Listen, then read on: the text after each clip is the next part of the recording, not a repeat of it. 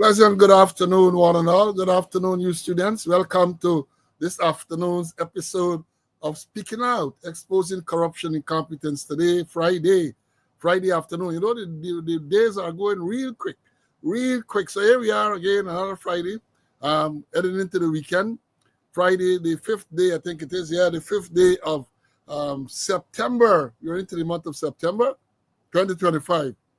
Welcome.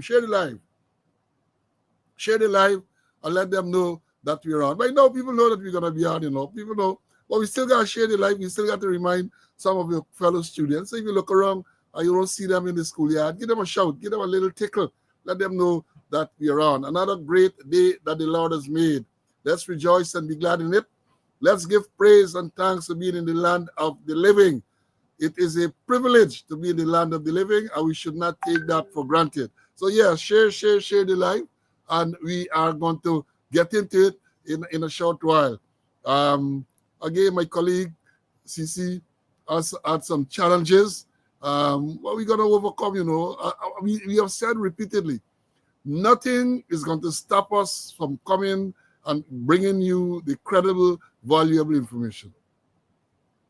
No technological challenge, no other challenge is going to prevent us from coming here and giving you. Because we recognize, given the numbers that are here when the day come, and those who go on YouTube and watch the program, we know that people appreciate what we're doing. People have openly expressed that they think that we're doing a fantastic job in revealing the truth, the old truth and nothing but the truth. So we'll continue to do that. We will continue. Yeah, today is the Friday. I know people preparing for a weekend. Today, too, in Ghana, is a public holiday in respect to Yumanabi. Yumanabi today, I think Yumanabi is the birth of the Prophet Muhammad, the founder of the Islam religion. I think that is what I learned. So many of you enjoying the holiday, you're relaxing as well. I suspect some of you don't know what it is all about, but Yumanabi, Muslim holiday, celebrating the birth of the Prophet, right? So yes, let's join with our Muslim brothers and celebrate. And I want to take this opportunity to extend greetings, Yumanabi greetings, to all our Muslim brothers and sisters. We know some of them are usually on this program, some of them in the schoolyard, in the classroom. So greetings to them as well. Now, yes, let me understand. We have a lot to tell you today, a lot to tell you. So I'm gonna do the announcements, roll call announcements. And you know, by now we have said the roll call is we're gonna call out the students who are here early. When we get enough things to tell you, we want to go straight into it. And you too are anxious to get into the subjects that are to be taught. So we're not going to deny you that. When we went live at 2 o'clock, school, that live, what I'm saying, when we opened the school gate at 2 o'clock this afternoon, first man in, running from the thing. He's making a steady early appearance now. Barlet from up the hills in Linden. He was there.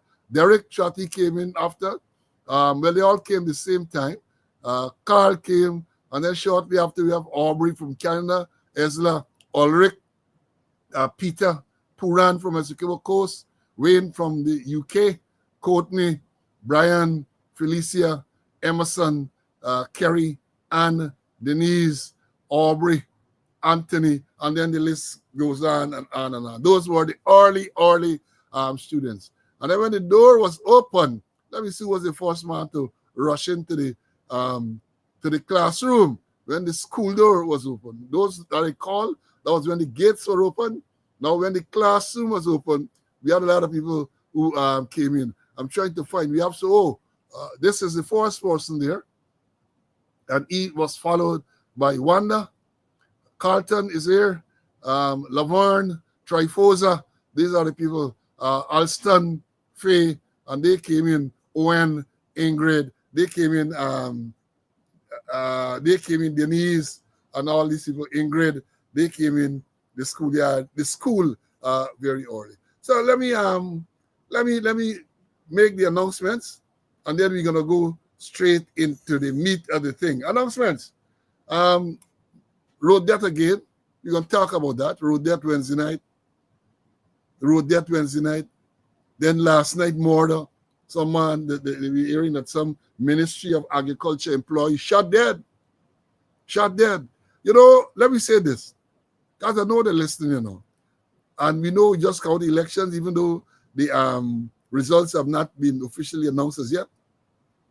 When they talk about let progress continue, that is what they're talking about, in my view.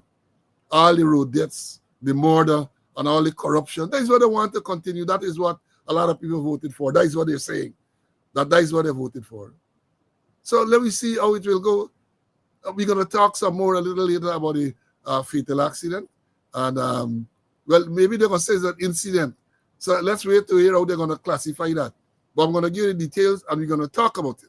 Because there are lots of lessons to be learned from that incident, accident, whatever they want to call it, Wednesday night, which took the life of Graves. You know Graves?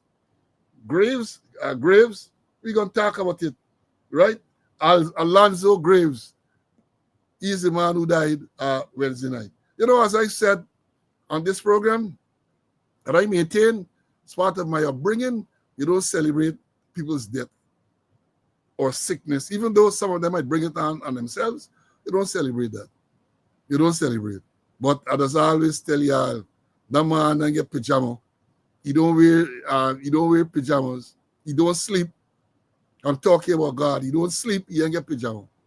Karma. Whatever you reap, you are going to sow. I don't know for them is thief man, so they will reap other people's crops. But whatever you reap, you will sow. That is a proverb or whatever you want to call it, right? So let me say this. Whatever you sow, you're going to reap. I think I said it wrong. Whatever you sow, you're going to reap. In other words, whatever you plant, you're going to reap. Even though them one with a thief, them a plant corn and they want to reap okra. Them a plant cassava and they want to reap bygone, right? That is what we have. That is what we have. But they say, whatever you sow, you are going to reap. Let me move on to tell you about after those, we're going to come back to that. Birthday greetings. Birthday greetings. Let me talk about it. Well, before we go to the birthday greetings, let me tell you what the birthday greetings, man. Birthday greetings today. A former member, Joan Primo, older. Joan Primo used to be a general officer, remember? And then she married 7916. We used to call him, we had a name we used to call him, 7916 older, from the TSU. Then today too is the birth anniversary of a student from New Amsterdam, Joan Robertson, student from New Amsterdam, is celebrating our natal day today. Then we had a recent birthday that we need to tell you about. Retired Assistant Commissioner Ian Amsterdam. His birthday was on the 2nd of this month. And then for the upcoming birthdays, I gotta get a roll call because tomorrow is the birth anniversary of my partner in crime, Cece. Cece is gonna observe and celebrate his birth anniversary tomorrow, the 6th. We also have tomorrow retired Senior Superintendent David, Black Boy, is gonna observe or celebrate soon. We have Tracy Howard Thompson, or Thompson Howard Thompson. She was an officer there, young police officer. Then retired woman superintendent, there's Denise Griffith is celebrating tomorrow. Then we have Miss Squaddy 9521, Rennie Innes, former detective assistant superintendent. They are celebrating soon. Then we have Lieutenant Colonel George Goes, my friend. George celebrating tomorrow, I think, too, as well. And then soon is retired Deputy Superintendent Eldon Gibson. Eldon Gibson is celebrating shortly, too. I want to take this opportunity to wish all those who are celebrating today, who celebrated recently, and who are celebrating in the near future, all the best on your natal day. And special greetings are extended to Cece, I almost said better half. People gonna look at me funny, but my co-host and the man who has been here battling with me, bringing the truth, doing the research, bringing you the truth and he is going to be observing tomorrow. So, Cece, as I indicated to you earlier, all the best, my brother, all the best. Let me bring in Cece, man. He want to say something. I'm going to bring in Cece. And then, as I said, he had some difficulties, technical, but we're fighting through. Cece, welcome. An advanced birthday greetings to you. Thank you. Happy to be in the land of the living to do God's work. Yes, I still have some technical difficulties, but I'm working around it. I'm sure by the sometime next week it will be all cleared up properly. Um, Belated birthday greetings to Ian Amsterdam, my boy. I'm sorry this year you didn't have your annual cycling race in Borbies, but sure when you come in shortly you're gonna have it, and the trophy is gonna be far bigger and more expensive. Because normally every year you have a cycling race from New Amsterdam to some place of the quarantine and back, and you present a lot of trophies to those persons. To Black Boy also, David, on happy birthday tomorrow, and all those other persons that you mentioned. Well, I expect to spend my own quietly, but I have some children and some grandchildren. I'm sure they're going to work out something. I remember the last time one of my granddaughters, I said, hey, your grandfather is a pensioner, and a not working pensioner. And she said, well, you will spend some of the not working pensioners' money on your granddaughter, somebody who you beg mommy for, So, I sure I'll have to come up, and I sure they're going to keep me busy tomorrow, especially my grandchildren. And I'm happy. I want to praise the Lord for allowing me to see 72 years, past 3 score and 10 plus. Yeah, you gotta celebrate these things, You gotta celebrate because we have been blessed. We have been blessed to reach 3 score and 10. We have been blessed. Now let me say this as we move on. Let me tell you, this month, as we say, is Amerindian Heritage Month, and we want to send out greetings to all our Amerindian brothers and sisters. And don't tell me it is politically incorrect to say that, because I check it, and that is what the month name, Amerindian Heritage Month, right? So I'm just repeating what was posted there, right? And then somebody tell me I'll win the bet. Tell you all Jamaica elections Wednesday, we can get the result before any election. You think is this crystal ball ordinary? I told you so. Did I not tell you that we're gonna get the results of the Jamaican election long before we get the result of the Guyana election? And mind you, Jamaican, you understand, 2-point-something million electors. Guyana, with a bloated list, 700 and something thousand. And this thing's so funny, right? But it's part of the rigging process. It's part of the rigging process. And before you all accuse me, because I know they're watching, they're watching. Before y'all accuse me of anything, let me play this tape for y'all and let me tell you what really I'm talking about. When I talk about rigging, listen to this. Listen to this. If it is that we have to rig elections again, then so be it, we will do it. If it is that we have to rig elections again, then so be it, we will do it. If it is that we... That is the Attorney General, Anil Nandalal, SC, MP. That's what he said. And note, he said if we have to do it again. The operative word there to me is again, which means that it was done before. You see, I am no scholar, but I get good common sense, which is a rare thing. People, it's uncommon now. But the man said, if we have to rig it again, we're going to rig it. And therefore, I'm saying to you that once we say again, once the word again is used, he is saying that we did it before and we're going to do it again. But we all know, Daniel. We all know that. We all know that. So, Jamaica result, the oldness, the Prime Minister returned, and we're still waiting for the official result of Guyana. And we're going to deal with that because they got a lot of statements running around the place. So we're going to deal with that in a while. Let me move on.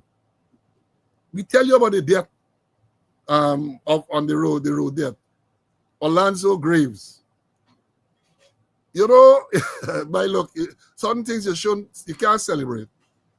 I was trying to find out the relationship between Alonzo Graves and the Graves who own the minibus company that abandoned those indigenous people, those Amerindian people on the Lethem Trail. I don't know if they're related. I don't know. But Graves is a man who is alleged to have taken out his picture, his ballot, on Monday and posted it on social media to show that he voted for PPP. Same Alonzo Graves. That is Monday. Police released, let me read what the police released about the accident. He died last night. Wednesday night, sorry. Hear what I say.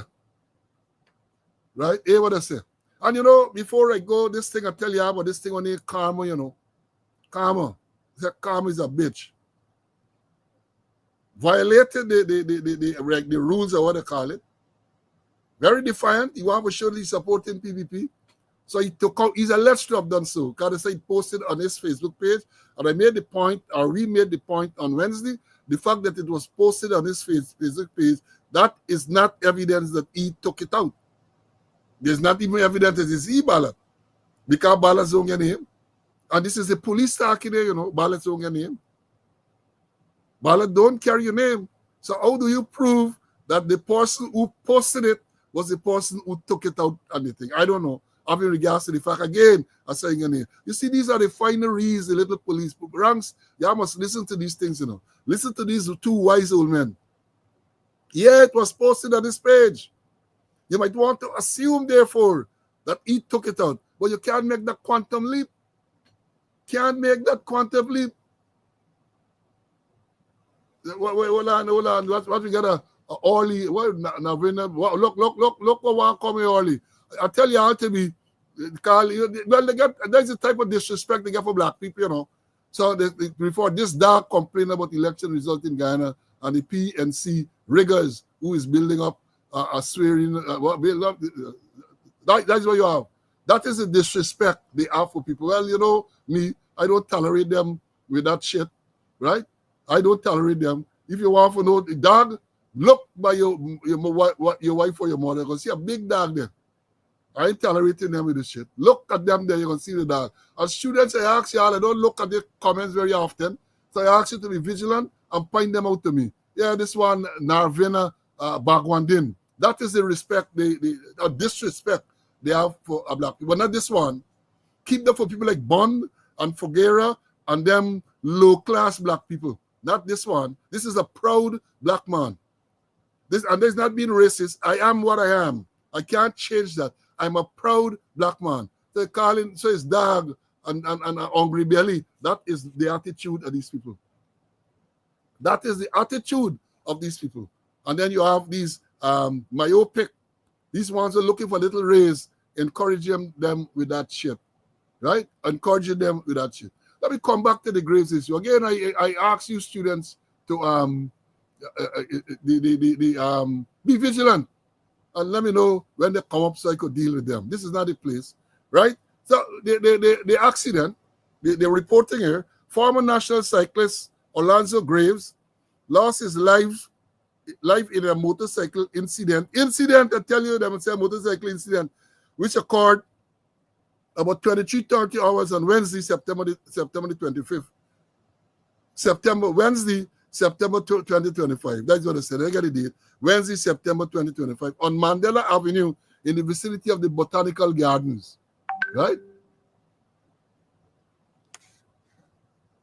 In the Botanical Gardens. Graves, at age 36 of Gordon Street, Kitty, Georgetown, was at the time riding a red and white and black Ducati motorcycle. They get a registration number. Enquiries disclosed that the motorcyclist was proceeding south along the eastern side of Mandela Avenue at a fast rate without wearing his safety helmet. And while in the vicinity of the Botanical Gardens, he lost control of his motorcycle, causing it to veer in a southeasterly direction where the front wheel came into contact with a heap of mud that was on the extreme eastern side of the road beyond the continuous white line. Graves sustained injuries to his head and other parts of the body. Emergency medical technician. And then this is the next thing. I don't know why they feel the need to put the doctor name. Emergency medical technicians were summoned to the accident scene and arrived shortly after. The injured motorcyclist was examined by doctors and pronounced dead on the scene. Why you got to put the doctor name who examined him? Why you got to put the doctor name? What is the importance of the doctor name? It's the unprofessionalism of these people we got to point out. The unprofessionalism. And they took pains to point out in this release that he was not wearing a helmet and that this mud that he rode into was on the beyond the continuous white line. Let me show you all the picture. Let me show you all. I think I have the picture here of that. Hold on. I think, yes, this is it. This is the picture. So this is Mandela Avenue. This is where the front wheel of the motorcycle came into contact with. And then he lost control and he died. Right? We get a lot of things to unpack from this. A lot of things, right? And again, I say, maybe condolences to the family. I don't know if you related to them who put the Amerindian people off this trail. They're all graves. So I don't know if he did, right? So the man died. But if it is karma, then karma was very, very swift. Very, very swift. Let me bring in Cece, and then I want to deal with something some people pointed out to me. Cece, your take on this thing, I have something more to say about it. But let me look at some comment. Yeah, sometimes they put out some releases, I wonder why they had to put the color of the vehicle. He was riding, and then they put it as an incident. It's a fatality. A guy died. It's a fatality. So what they want to blame it on, or who they want to blame it on, it is a fatality. It happened on the road. It happened on the road, and then they put in the color of the vehicle and all kind of thing, just like how they, and it jars my memory because I go back to where they say Adriano had gone in a red and white rum vehicle, these kind of thing, But they need to look properly in terms of these fatalities. We have been endless fatalities. I listened this morning to the traffic chief. He was on a morning program, no, and he just talked about the arrangement being made for the parking and other thing for the cricket matches that coming up at the stadium there. But he didn't touch nothing about the fatalities which are current.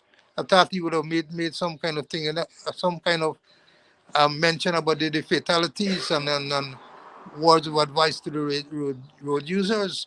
But it's sad that somebody has died, another fatality, although they say an incident. But unless they look holistically at the road situation, God forbid, things will continue, the fatality will continue to rise. Yeah, I agree. Students, if you look, this thing is about context, I don't think Jit Singh or whatever his name is being disrespectful. I'd like to be fair, I think he's repeating what I said. And then you see later on, he's saying I must chase them, and so on. So I don't think there's no need for me to bunny or anything like that, unless he come lopsided. But as it is there, I'm going to leave it because I'm taking that he's just quoting what I said to that crab dog that came on and telling people, calling me dog and all this type of thing. So if you look at it, again, I say we like to be fair. But let me go back to this accident. The traffic chief accident, right? Then when I understand first that he's not related to the graves or the grieves or what we want to call it with the bus service. One of the students advised me that they are not related. So all right, but perhaps them people who walk the thing for the know that. Perhaps them people who decide that he must go home now and meet his maker, they do not know that. They see a name and they assume that they're all related some way or the other, right? So yes, and let me continue with the same accident thing. Let's say reported, right? He wasn't wearing a helmet. I want to know if there's still a law. Is it still the law for you to wear a safety helmet when riding a motorcycle in Guyana? I don't know, because during my recent visit to Guyana, almost everybody you see, the majority of people you see riding motorcycle and wearing a helmet, Remember Nandaland, they went to Parliament and they passed law that even when if you have an electric scooter, it must be registered and you must wear a helmet. But look around and you will see people don't wear a helmet. People don't wear a helmet. So I don't know if it's still the law. People don't wear seatbelt. Many people don't. People talking on the phone all the time when they're driving. I saw a police officer, senior police officer, driving into the police officer's mess compound. That would have been sometime last week or something like that. On the phone, life on the phone, what type of example we set it? Yeah, you might got to talk, but you can't invest in a Bluetooth to at least set the example, Bluetooth. But that's what we're having. And the next thing with this thing, as I said, the police took pains to point out that they made contact with a heap of mud that was on the extreme edge of the road beyond the continuous white line. What you all mean to say? Why is the mud there in the first place? Why is the mud there? Because if you have a roadway such as this, let me show you all the picture again.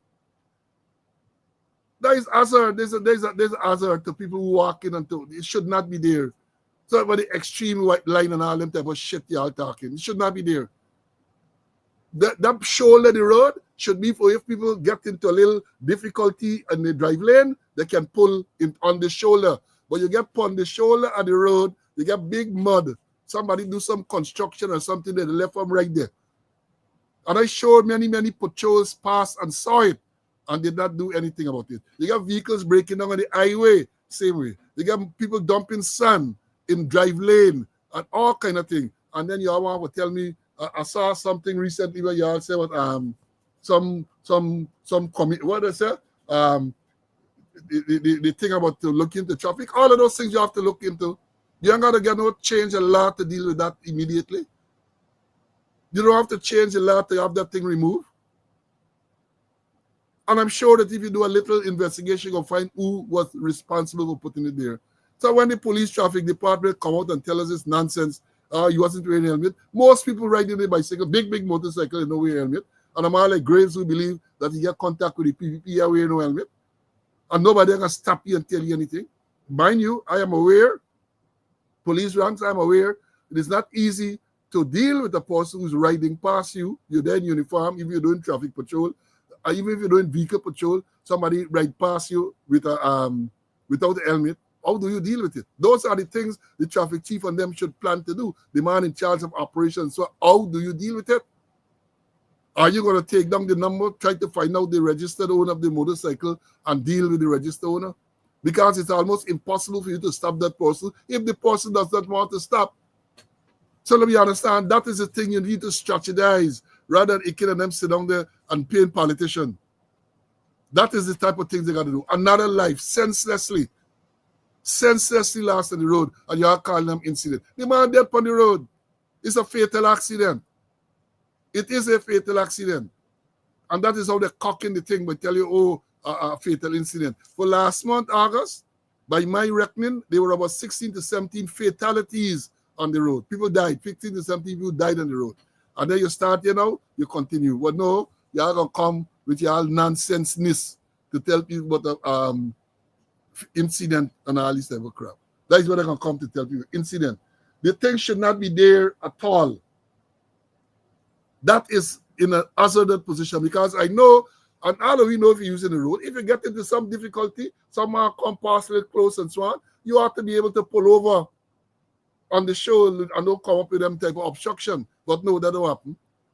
That don't happen. So it jumped there and they're emphasizing, the thing was beyond the white line. And then they put picture for thing. But we're going to analyze it and we're going to talk to it. Right? We're going to talk about it. It should not be there. And that remains there. And the police got to be blamed for allowing it to remain there for any period of time. Right? They talk about safe city and they come with all sorts of crap. And these things are happening. And then they don't want to accept responsibility. They shine away from that. They shine away. So I thought we'll mention it. And then, as I've said, I don't know the details yet. Last night, it has been reported that some employee of the Ministry of Agriculture was shot dead in East Rivelle. That's sometime last night. That's what they want. That is what they want. And I guess when they say let progress continue, maybe that's what they're talking about. Maybe that is what they're talking about. Cece, anything more you want to say on this?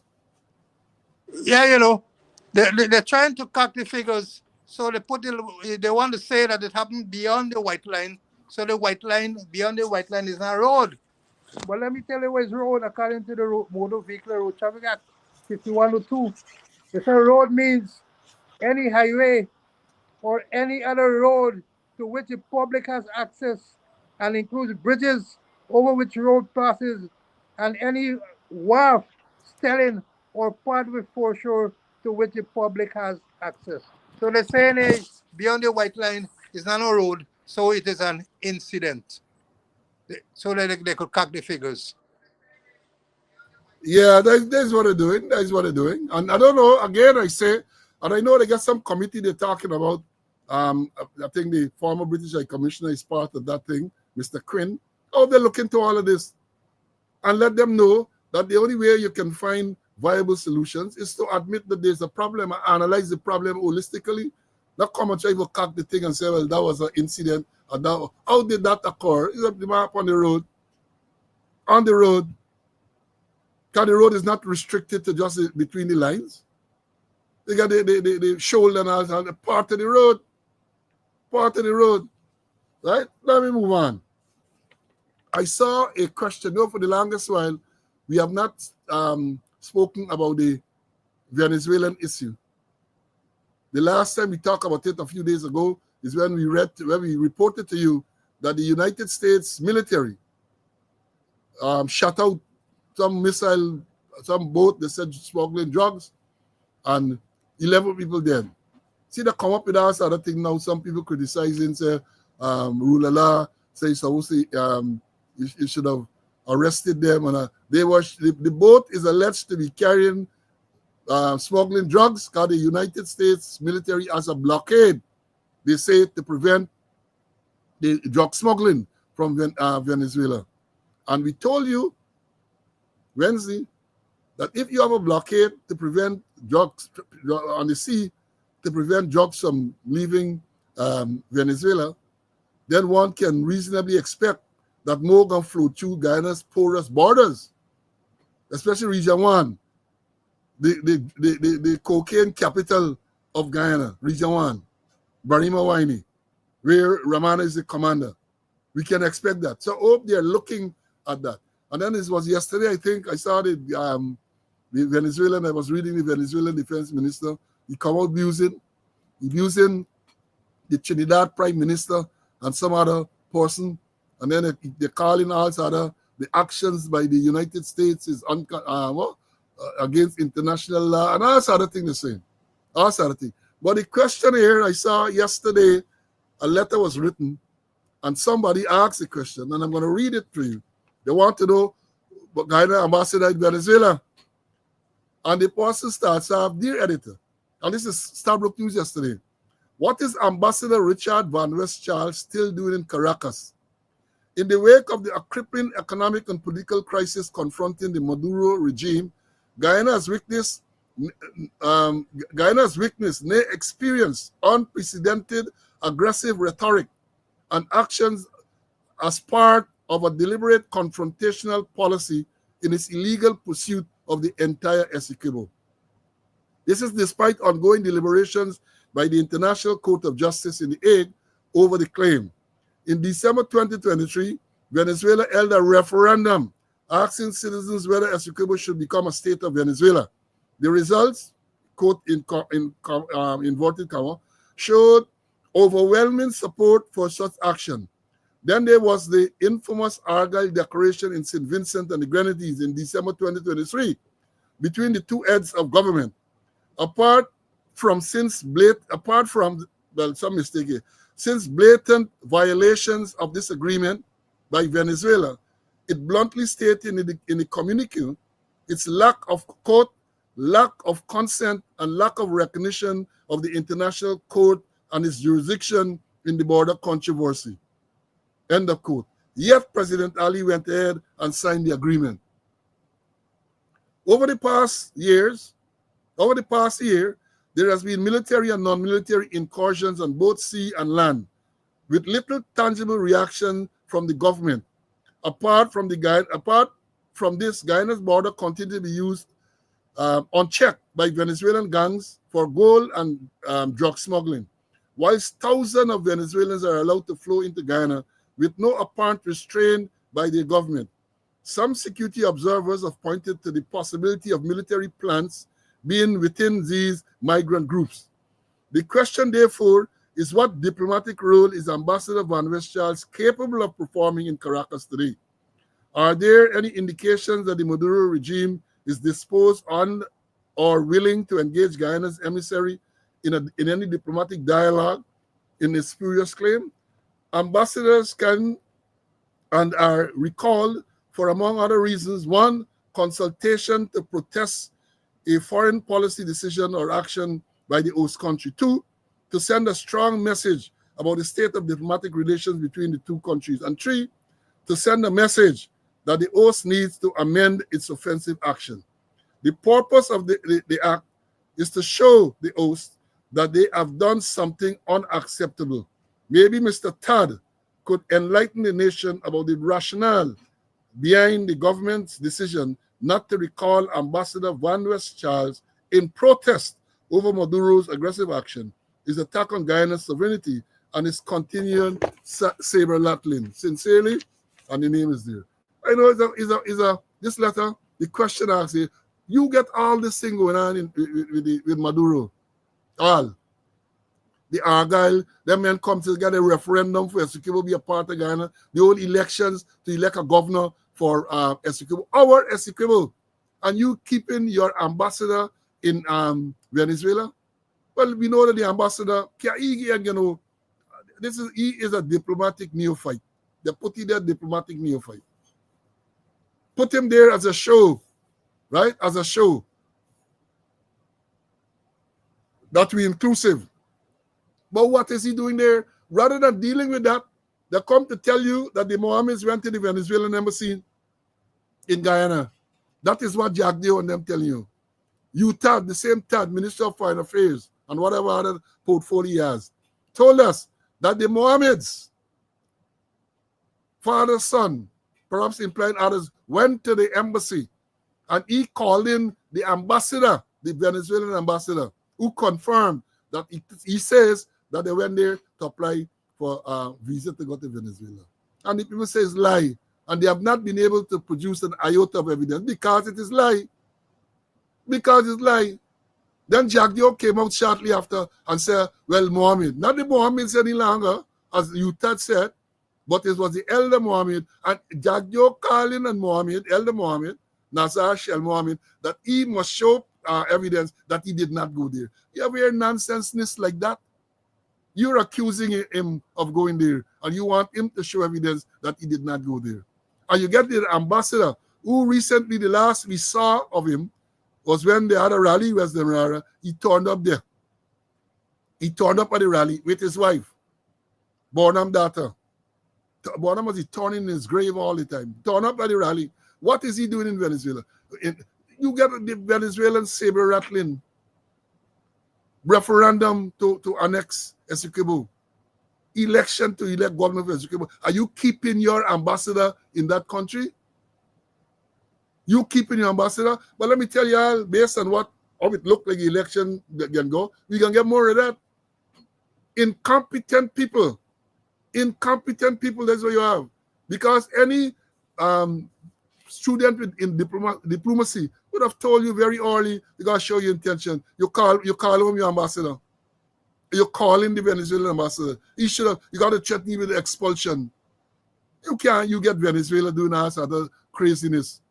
They have already indicated, I'm waiting for the decision of the ICJ. But Venezuela has indicated a long time ago that they don't recognize the jurisdiction of the ICJ to deal with this matter. So whatever they come up with, they are going to ignore it. They are going to ignore it. And you sit back there and you're waiting. All you want is you fight for rig the election to be re-elected. Not me says so, nonetheless says so, that if we have to rig again, we can do that. That is what nonetheless say. That is what Nandlal said. And he can dispute, he can say it's AI. Everything for them now is AI, artificial insemination. That is not artificial intelligence. For them, it's artificial insemination. Because they say some of them flying blank. Some of them flying blank. So you got to get artificial insemination for them to get pick me. That is what's going on. Van West Charles should have been recalled a long time now. The Venezuelan ambassador, you calling the Venezuelan ambassador for talk about the Mohammeds. Did you ever call him to talk about the referendum, the whole, and the electing governor for Essequibo? Yeah? These jokers that you get, they call themselves government. A gang of gangsters, according to GHK Lal. Let me bring in Cece to have his piece, and then we're going to move on. Cece, this thing, when I read this thing, I said this is appropriate. You got Van West Charles, the ambassador to Venezuela. Not a war, the man like cat eat tongue. Yeah, I wonder, I agree with you. What is he doing in Venezuela?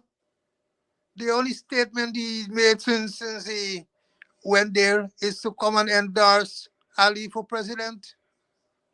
You got the people shooting across the border on us, shooting across the border, and then they yelling about Sindicato. I ain't sure it's Sindicato.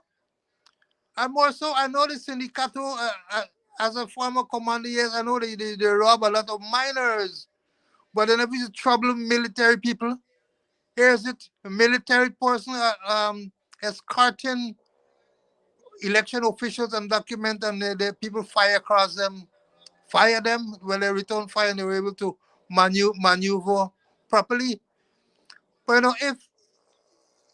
if they could call in the Venezuelan ambassador and ask whether or not the people made any application, Mohammed's, to get Venezuelan visa, why don't they call in the Venezuelan ambassador when they get the shootings, when they're robbing people, a lot of miners getting robbed? If it's not cash, they rob them of fuel, the diesel, they rob them of fuel, they go in the Cayune, and they got set aside a certain amount of money. They got set aside a certain of fuel to give the persons on the western side of the Cayune River, the Venezuelans. I don't know if it's syndicatos. I don't know. Sometimes it's the Venezuelan government themselves selling up people. But we diplomatically, we not doing anything. Bring on Van West Charles.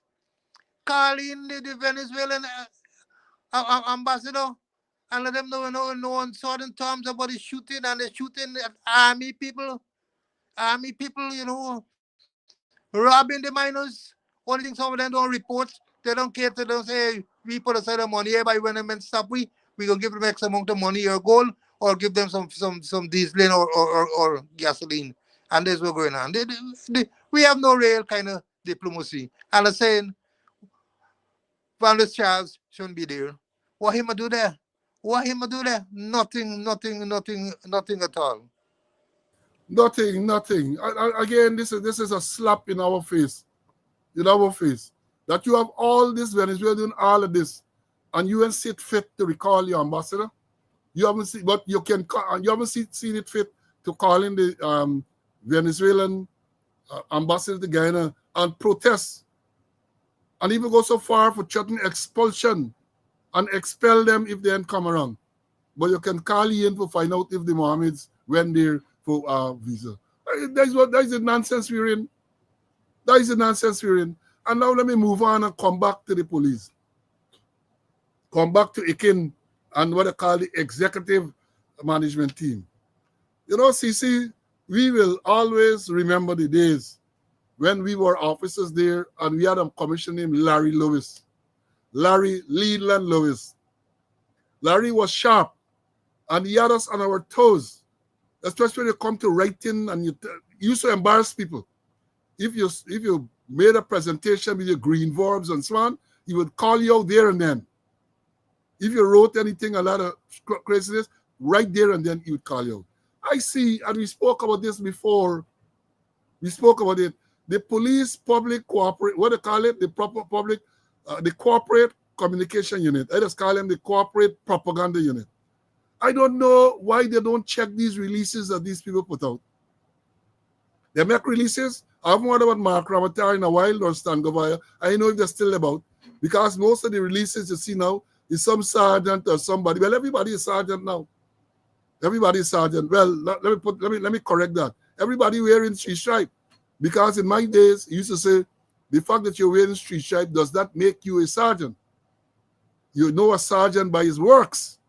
But everybody wearing street stripe. So I can't help seeing these things, you know. It's in my nature. So yesterday, look what I'm saying here. Yesterday, they had, I can read it because it's a little difficult for you to read it, but I got a copy here in my hand. I can read. I want you all to see.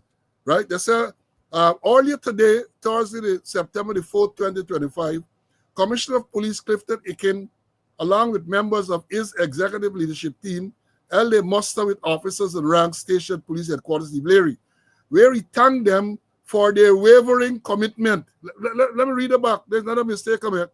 Where he thanked them for their wavering commitment and support during the period, and further informed them to remain steadfast in performing their duties as we continue to maintain law and order throughout our nation. Well, I had to go and check the meaning of the word wavering. Because I thought, and you know, I am in foreign school, I must admit, but I thought it would have been unwavering support. But no, it's wavering support. So if I wrong, they might be right, and I might be wrong. So yeah, please, let me say that from early, right? I may have been far in school, right? And neither did I go to one of those universities, the one at UT Fluke, or may I go to the one at Palmyra, right? I went to the University of Guyana, where I gained I get a diploma in public management and a diploma in public administration and a degree in public management, passed with credit, right? And when you come to the English, Miss Prasad, we managed to get an A in English. So I know a little thing. So when I saw that, I said, wait, maybe they're right and me wrong. Because he's thanking them for their wavering support. He's thanking them for their wavering support. And I make the part. Well, yeah, George, I know that. Wavering mean unshaky and thing me know. But then when I say wavering support, he's thanking them for the shaky support and the unstable support. That is what he is thanking them for. And I make the point, you know. I make the point.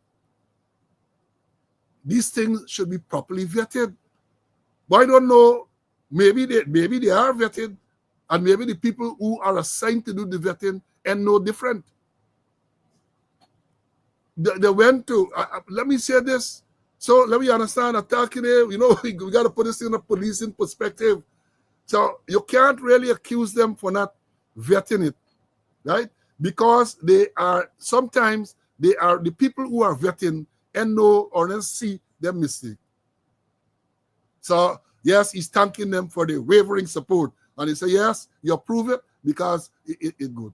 But I would have thought that the little English that I learned, the word would have been, if that is what they want to convey, unwavering support. But maybe they're conveying exactly what happened.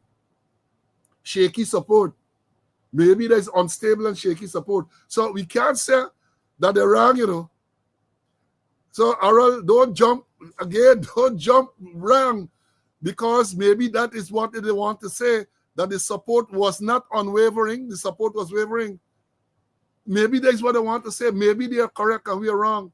Maybe the support that they got was unstable and shaky, and that is what he's thanking them for the unstable and shaky support. You see, we are assuming, because we went to them fancy school, university and so on, that they really meant to say that it's unwavering support. So maybe they're right, yeah? Maybe they're right. Maybe they are correct and we are wrong, right? But you got to point these things out. Let me bring in Cece, man. Cece was a schoolmaster. Cece, what really they trying to tell me, man? Well, perhaps, you know, they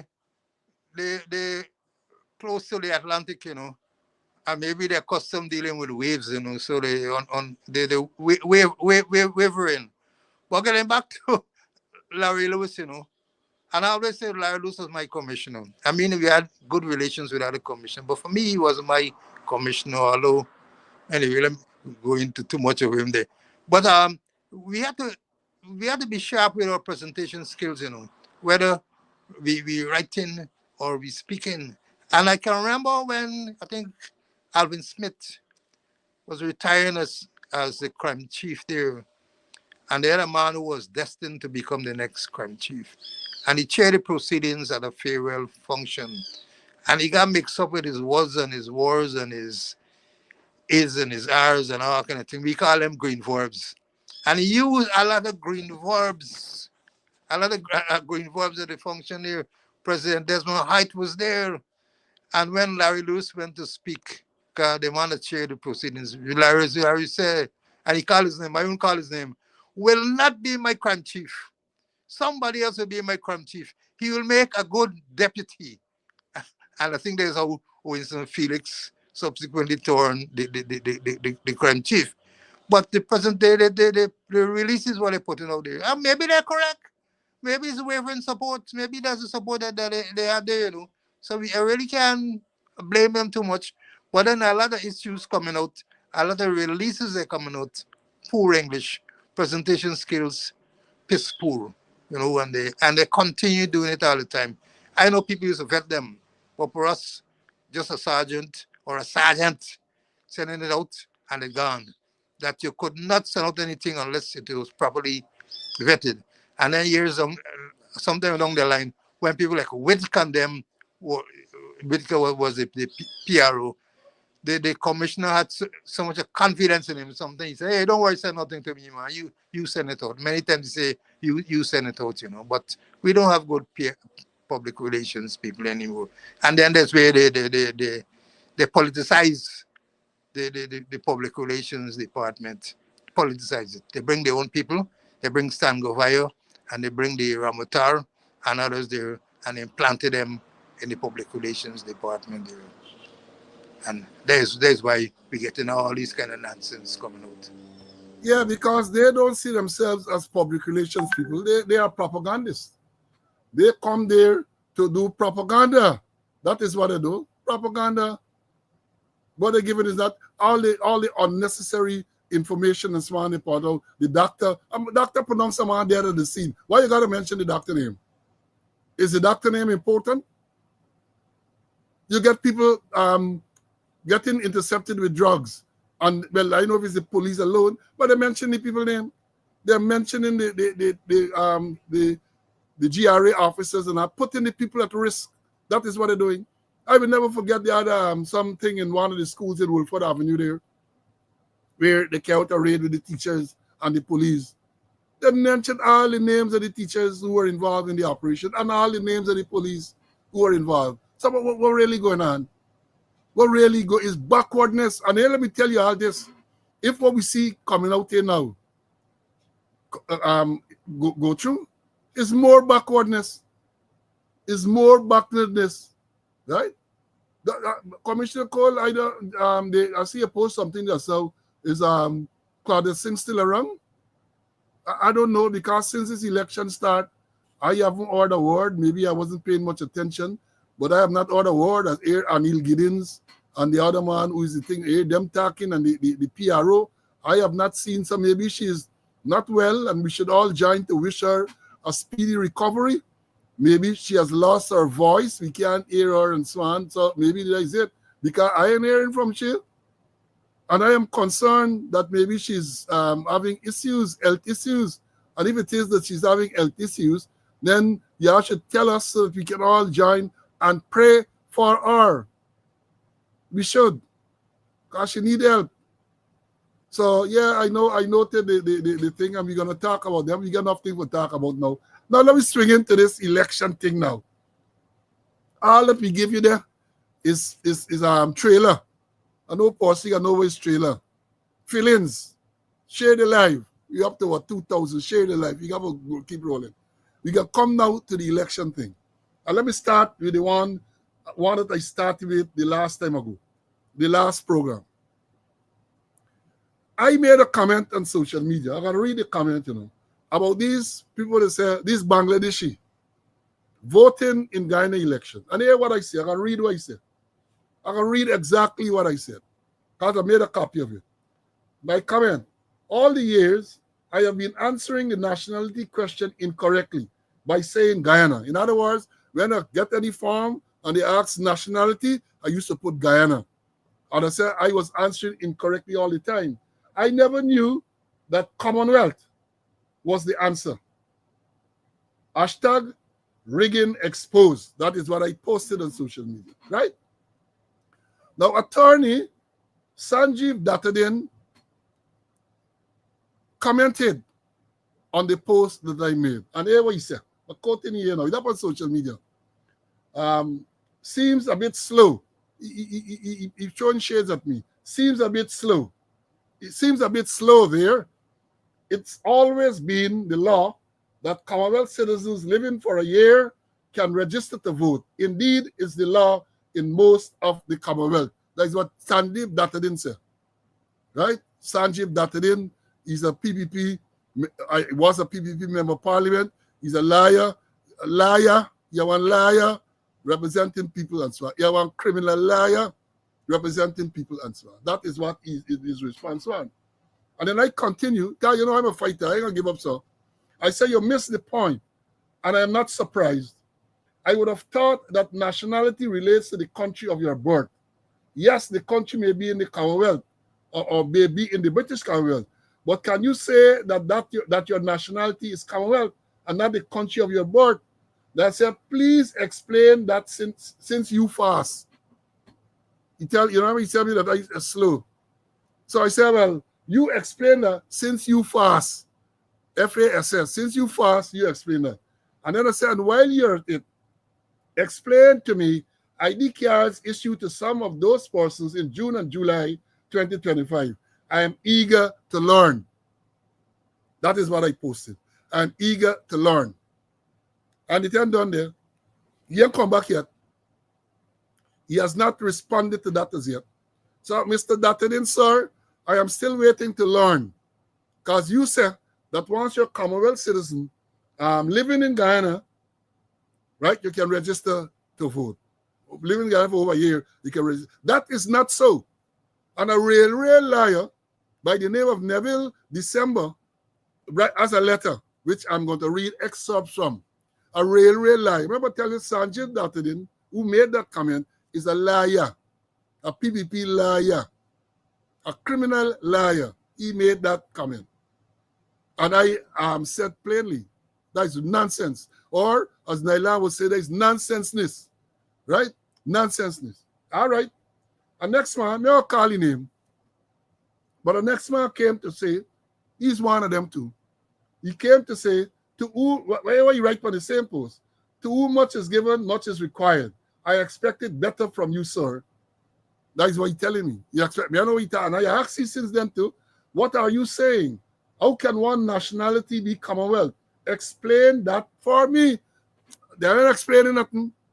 They leave it there. They're gone, put the tail between the foot and the gun. They're gone. Now, let me say this. Let me understand this thing clearly. Right? And one of our students, former Minister of Finance, Winston Jordan, during this part of the discussion on Wednesday, made it clear that the Constitution requires residency and you have to be domiciled. Perhaps Mr. Dattadin did not go to law school that day. No, not my friend. No. That's not my friend, Mirel. He's not my friend. It's not my friend. He's a government functionary. Make the thing. But I want to expose him yet, right? Is he make the comment about to whom much is given, much is required. Not my liar friend. No, not he. Not he says so, right? So, Mr. Jordan explained the Constitution article, what was the article? I think 59 and 159, those two articles, talks about it. And in yesterday's paper, I invite you students to go to Stabrook News yesterday letters section, December 4th yesterday, and a letter there by Mr. Neville December, a real liar. A real liar, Neville December, and the caption is Commonwealth voters other than Guyanese and domicile. That is what they put it. Commonwealth resident other than Guyanese and domicile. And then he says here, I'm going to read, can't read the whole thing. I got to work to go and check it out. He says here, the issue of Commonwealth national order and Guyanese voting in our general and regional elections, something that has been in existence here for decades and is not alien to elections practiced in the other Commonwealth jurisdictions, first surfaced on social media last Monday. With all the wanton abandon and unbridled pronouncement that the medium allows, not unexpectedly, the self-anointed election experts were loud in their questioning and in several cases condemnation of this occurrence. Right? Goes on. It was to me regrettable that later in an evening press conference, Miss Yolanda Ward, the public relations officer of GCOM, displayed a clear ignorance of the law as it relates to the issue of Commonwealth nationals other than Guyanese voting in our elections. The PRO stated that GCOM confirms that under Guyana's law, Commonwealth citizens residing legally in the country for over 1 year are eligible to vote. Wrong. That is not so. Wrong. It is not so. Then, hear what it says here. The same letter, Article 59 of Guyana Constitution, entitled, Percy, listen to me, hear what it says.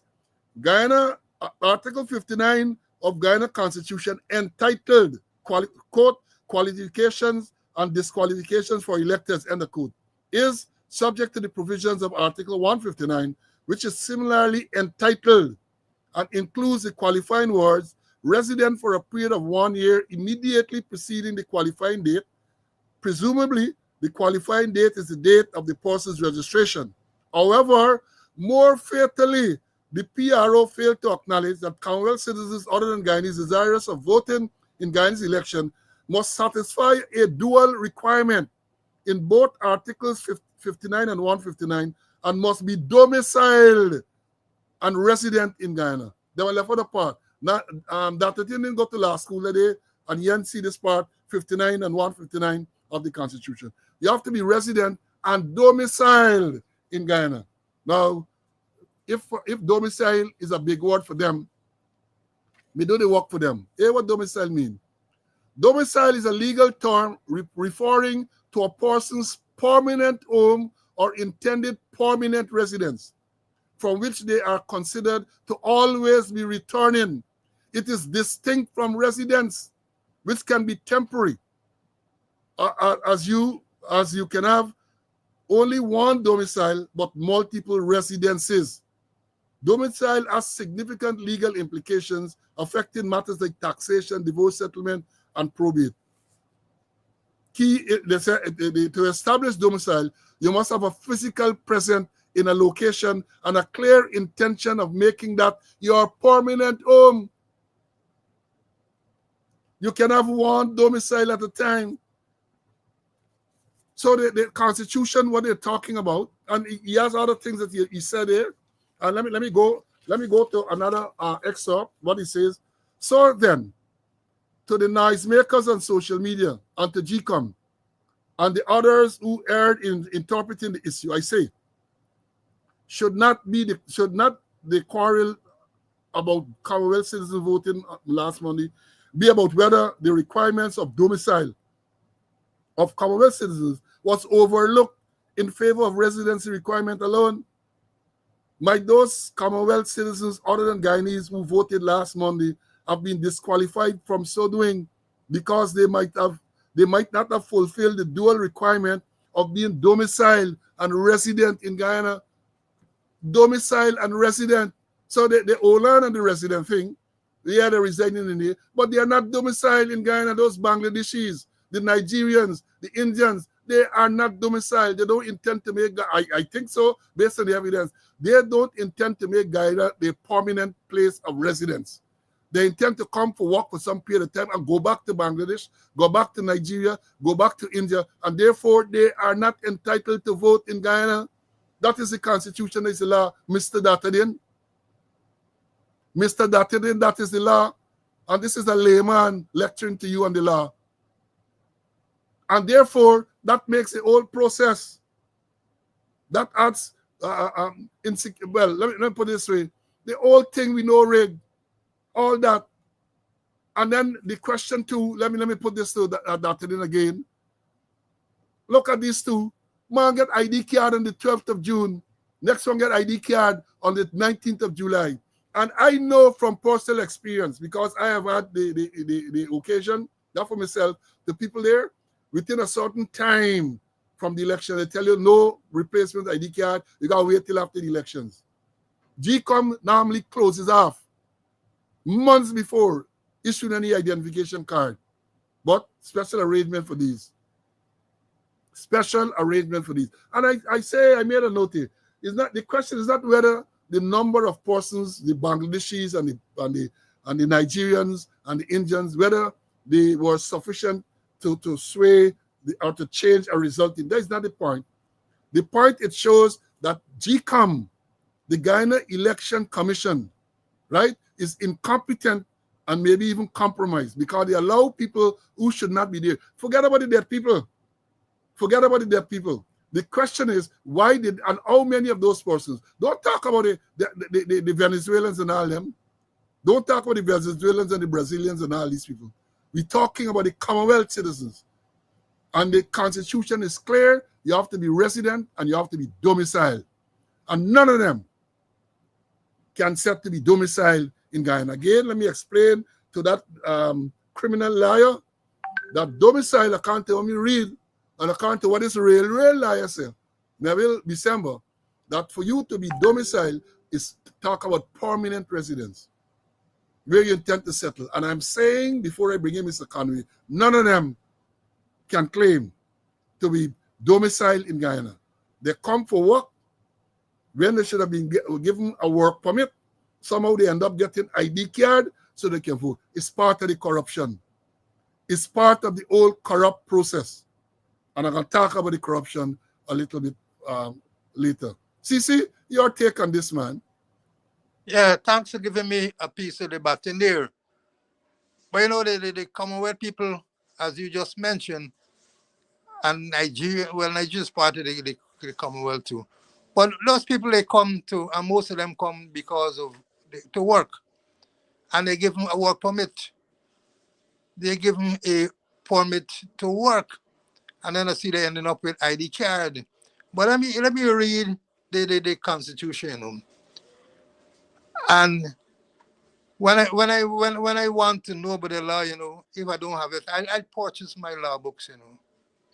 I go to the Attorney General office or the National Assembly, the legislative section, and they have some very, very courteous people there, you know, very helpful people. And as long as you get your money, you can buy your law books. And I'm not like a certain person, you know. When I buy my law books, I read them. Some people are thief law books, but I don't read them. Well, let me go back to this Constitution here. Article 59. Talk about qualification and disqualification for electors. 59 says, subject to the provision of Article 159, every person may vote at an election if he or she is of the age of 18 years or upwards, and is either a citizen of Guyana or a Commonwealth citizen, and here are the words, domicile and resident in Guyana. For the sake of emphasis, let me repeat it.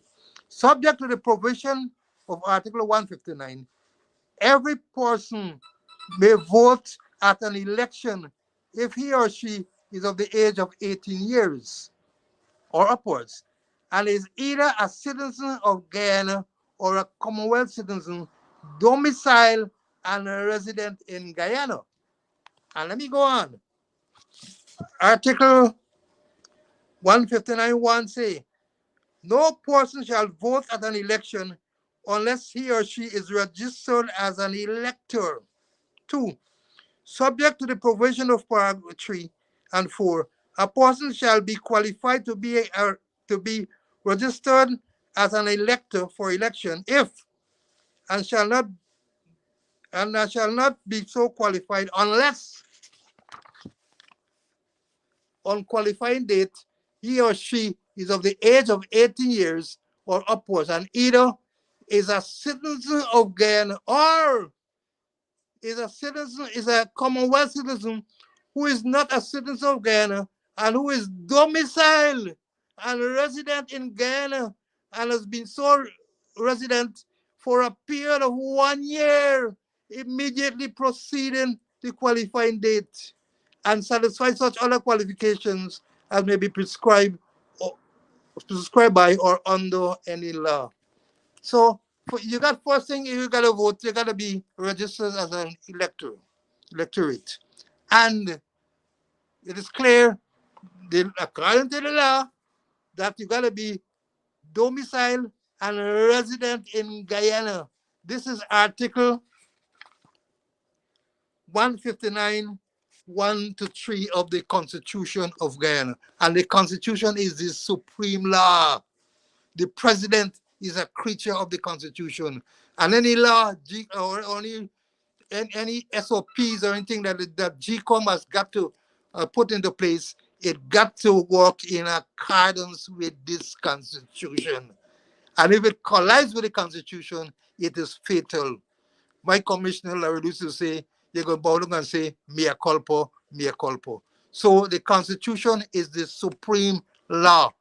And anything that GCOMs want to implement, it got to work in accordance with this law. And towards the tag of domicile and resident in Guyana for a period of 1 year. That is how you qualify as a Commonwealth citizen. And I think we get about 56 countries that make up the Commonwealth. Yeah, well said. And again, I make the point. There are two, as Mr. December pointed out, two qualifications for Commonwealth citizens who are not Guyanese. You got to be resident and you got to be domiciled. But somehow, GCOM and Datadin and them forget the domicile part.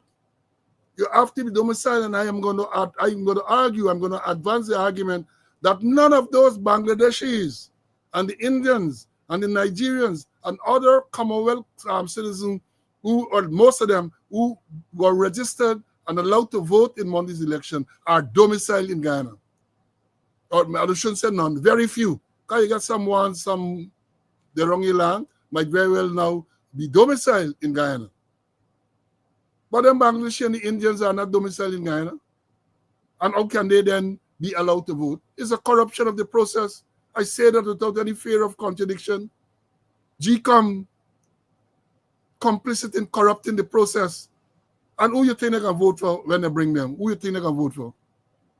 Who you think pick all them up with bus and took them to the polling place and gave them VIP treatment? Right? Yes, Nigeria is part of the Commonwealth. Y'all don't come here. If you want to ask questions, ask questions. The Commonwealth, the British Commonwealth, is made up of all the countries that were formerly colonies.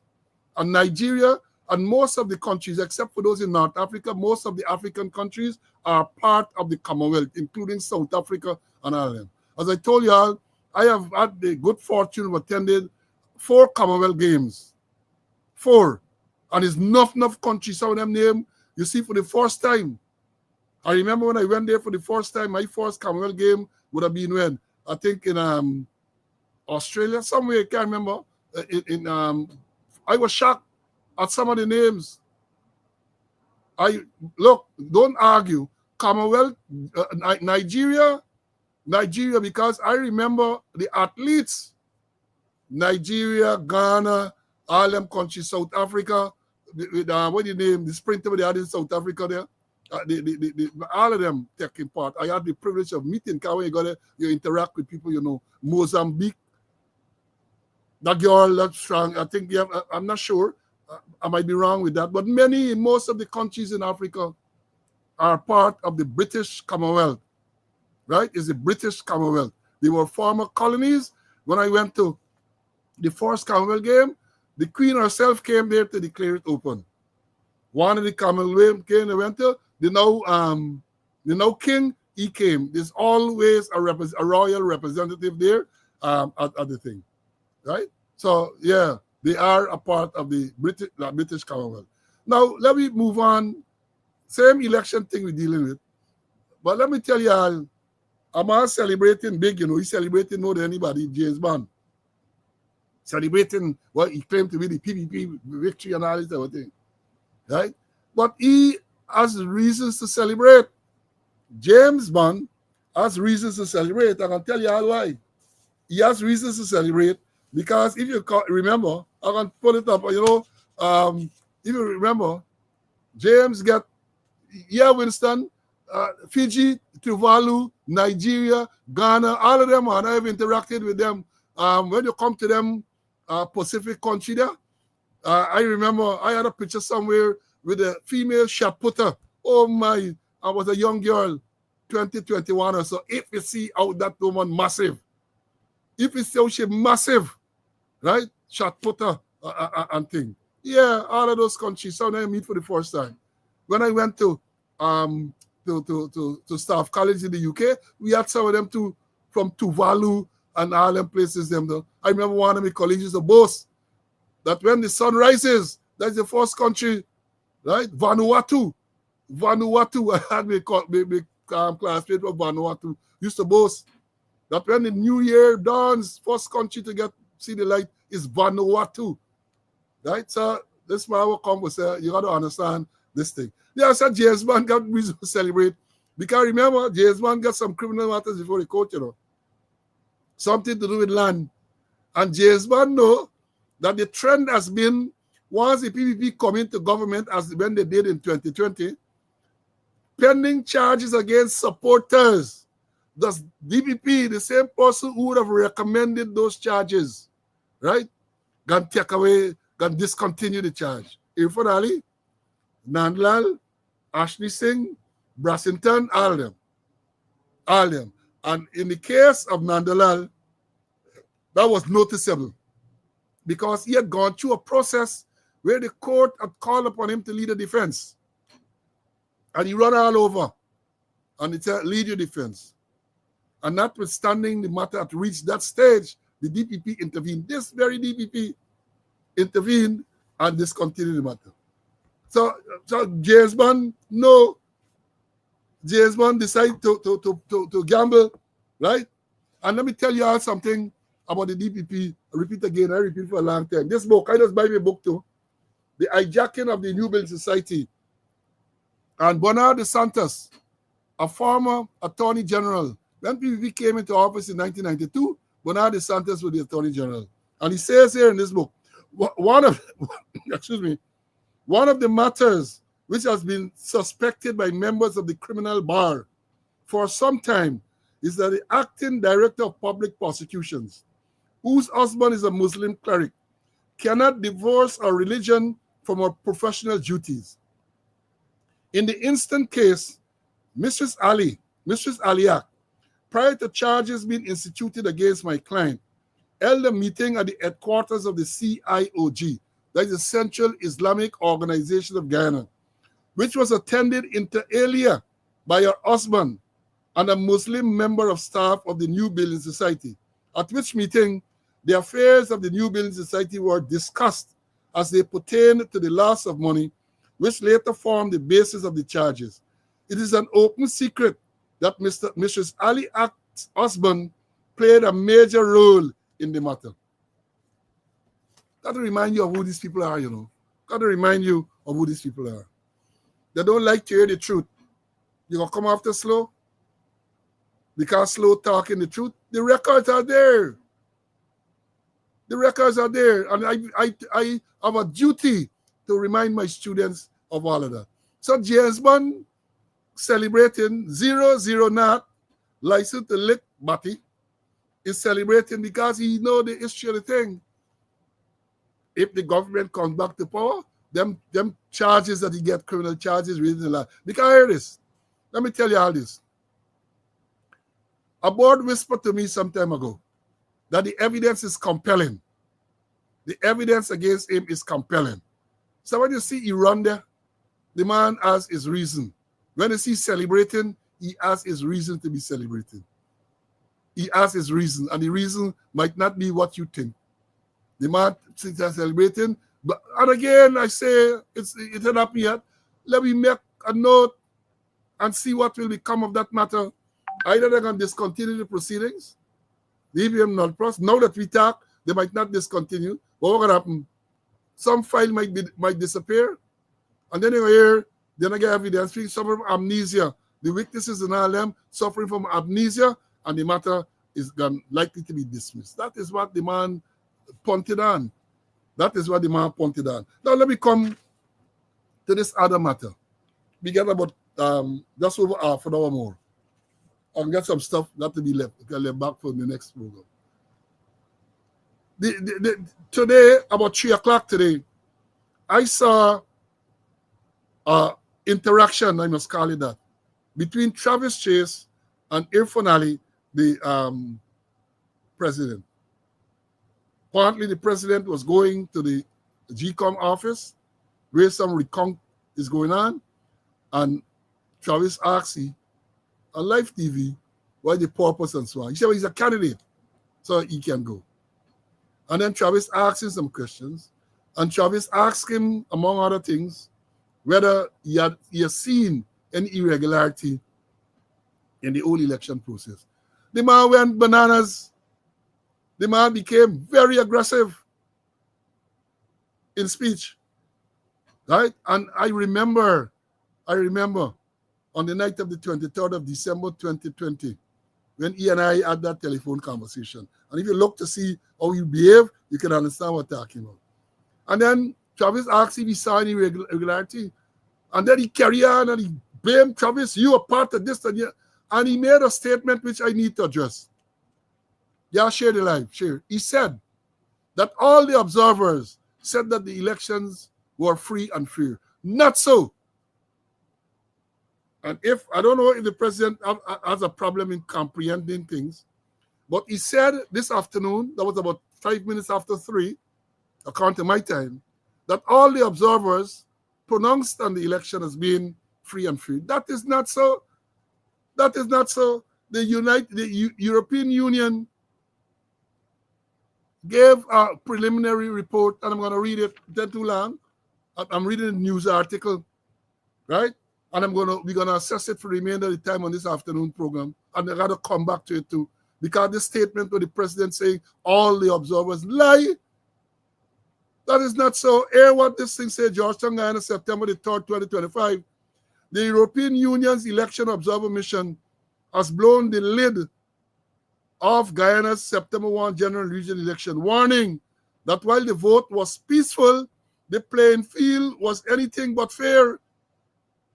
In a blistering preliminary report released at the Pegasus Suite, the European Union Chief Observer, Robert Beardron, accused the ruling People's Progressive Party Civic of blurring the lines between state and party, using public resources and unchecked financing to give itself a massive head start. It goes on. Beardron, a member of the European Parliament, praised the patience of the voters and the professionalism of the polling staff, but he did not mince words about what went on before ballots were cast. He said the government's heavy-handed distortion, let me read it back. He said the government heavy-handed distortion of the campaign, that is how it read, that's how it reads. In his words, when the line between state and party blurs, voters are disadvantaged and the playing field is compromised, end of quote. The EU report painted a damning picture. In the weeks before the election day, President Irfan Ali administration was cutting ribbons at hospitals, schools, roads, and bridges. Public projects turned into political theater, complete with PPP supporters in party colors and candidates urging votes for the government. Observers said that state media and official channels amplified these campaign-style events, drowning out the opposition. Money in politics was another red flag. Campaign finance in Guyana, the mission fund, is a free-for-all, largely unregulated, with outdated spending caps, no rules on donations, and little enforcement. Political parties are required to report their expenditure to GCOM, but according to the EU, those laws are ignored. Quote, transparency and accountability are practically non-existent, end of quote, the mission concluded. The report also raised eyebrows over targeted state giveaways. Let me read that back. Let me read that back. The report also raised eyebrows over targeted state giveaways. More than 2,800 police officers were granted mass promotions and bonuses just weeks before the vote. Beneficiaries of government cash support said they received unsolicited phone calls urging them to back the ruling party. Civil servants linked to the opposition Win Party complained of transfers, demotions, and intimidation. Some voters even told observers to keep silent about their opposition leaders for fear they keep silent for fear of losing their job or social benefits. And then there were allegations of vote buying, direct and indirect, mostly in vulnerable communities, with both PPPC and Win candidates accused of trying to sway voters through handouts. Despite the claim of election day, itself, the EU says the overall environment was highly polarized. Quote, there's quote, highly polarized and shaped by incumbency advantage. The mission with 50 observers stationed across Guyana since late July will stay on until the process concludes and is expected to release a final report in the weeks ahead. So this thing where Irfan Ali ranted about this afternoon, we said all the people said it was free and fair. You cannot, look, comprehension is a terrible thing. How can you say that the people said it's free and fair when the people pointed out all the irregularities? That cannot be free, that cannot be fair. All the irregularities, or not all, most of the irregularities were pointed out. Campaign, we know about it, we talking about the 2,800 police. The president, I think it was on the 29th or the 30th of July, said he got a vision. He got a vision. And the vision is, he went to the police place there and they promote people. Madness, people who left the work, people who went there in the work also, I think get promoted. People get promoted because it is a clear case, as the European Union has pointed out, of a rigged process, a corrupt process. There was no doubt he tried to influence because it is said, it is reported, it is alleged that he telling them that I looking after you now, hope you remember me election day. That is what the allegation is. That is what even when this unsolicited phone call they're talking about, they made use of the government cash grant database to be calling people and asking them and telling them for vote, you get your cash grant, or you think the government doing and all this. Those things are wrong. They are wrong. But I say I feel discriminated against because they never called me. And I was waiting for the call to tell them something about biology and all them type of thing, right? The parts of the human body and all them things I wanted to tell them about. I wanted to lecture to them, but they didn't call me. They discriminated against me. And it being pointed out, we all know, look, we all know. The president flying around with the plane and the helicopter all over. State resources being used. And then Jack Dio, when they talk about the use of the database, oh no, we gathered the thing from our walkabout. Lie. Because some of the people who were making the call said that they got the information from the cash grant database. When they were asked, and then Jack Dio said it was inappropriate to ask. Imagine that nonsense. People call you on your private phone and you're questioning them as to how they got your number. And Jack Dio say you shouldn't do that. You should not do that. Let me bring in Mr. Conway, man, because we can talk some more about this. So we can take up the rest of the time dealing with this. Because I get something more to talk about on this. Cece, your take on this thing and the EU, and then the president telling them today, but all the missions said, all the delegations said it was free and free. Let me hear you, man. All right, let me permit me to backtrack a bit, Sometimes in teaching, you don't teach students things that they can find out for themselves. So those who talking about the Commonwealth, I just want to refer them to, they can read Article 47.3 of the Constitution. And I read it, and there's a list of 56 states, countries that are considered members of the Commonwealth. Article 47.3 the names of the countries are listed there. And you're by James Bond celebrating.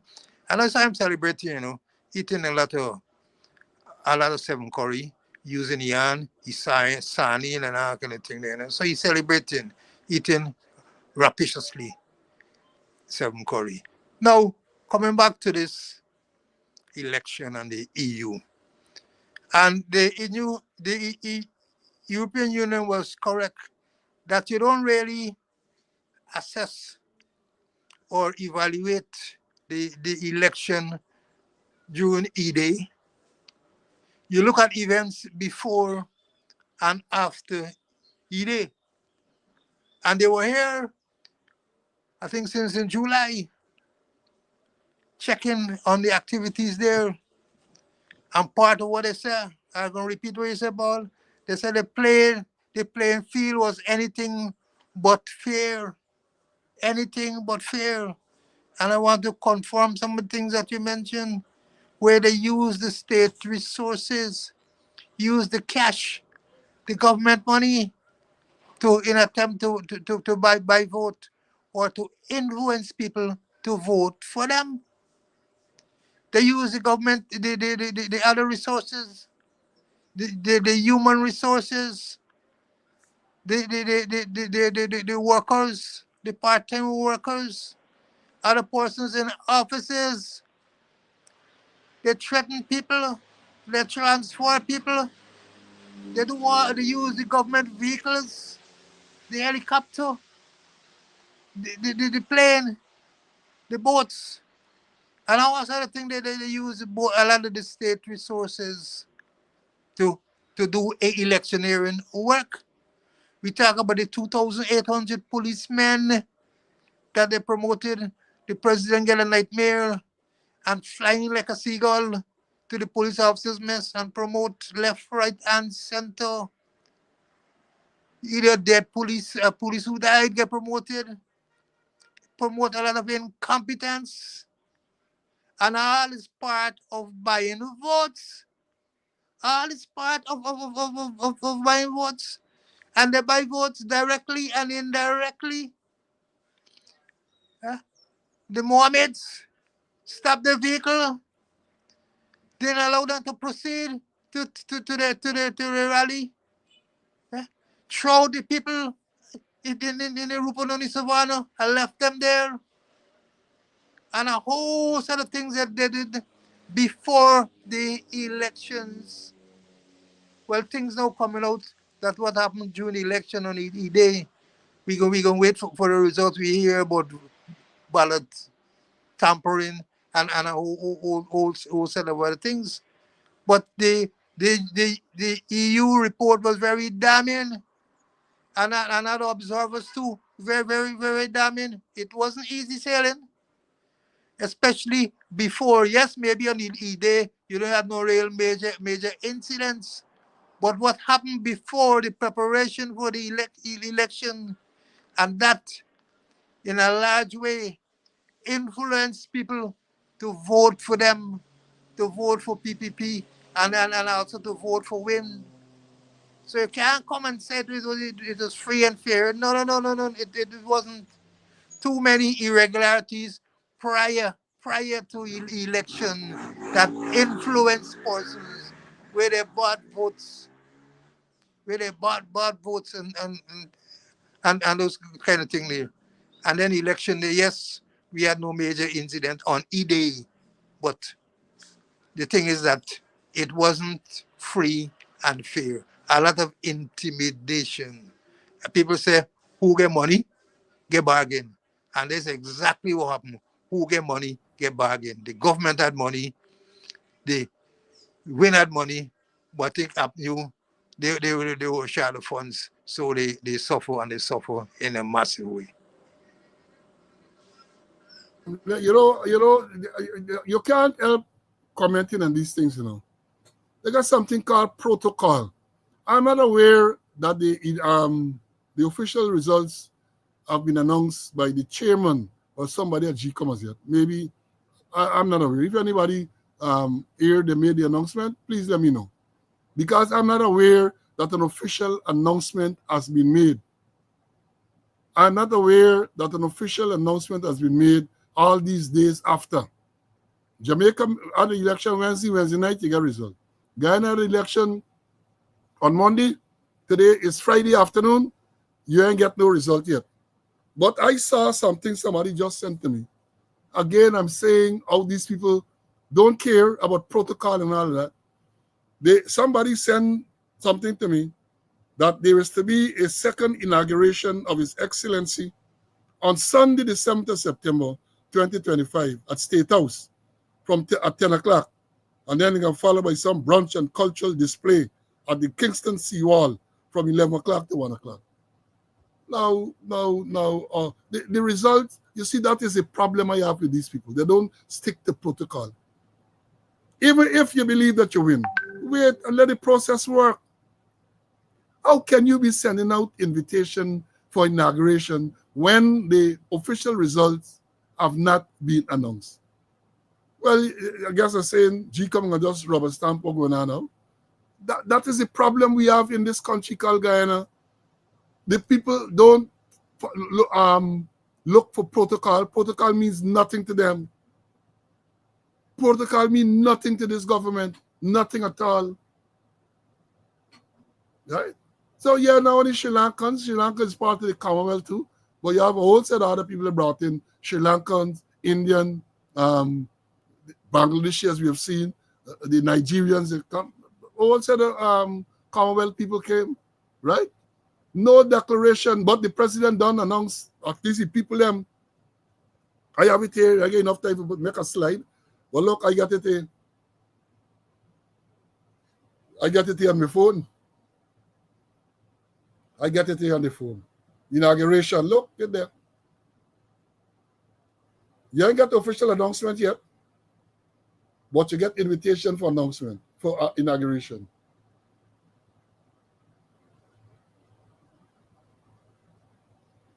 Right? So that is what we have in this place. And let me continue with this EU thing.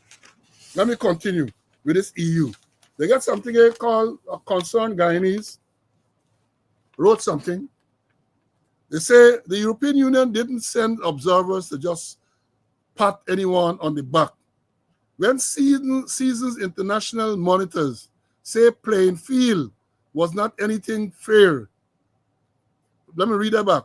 They say playing field was anything but fair. You know we are in some shit. These were more than just silly little incidents and action. They were blatant constitutional violations and should alarm every Guyanese. Then they go on to say, Article 9 deals with sovereignty of people. The Constitution declares that sovereignty belongs to the people and is exercised through their representative. But when state resources are weaponized for campaign purposes, the people's choice becomes manufactured consent. You can't claim popular sovereignty when you're using taxpayers' money to buy votes.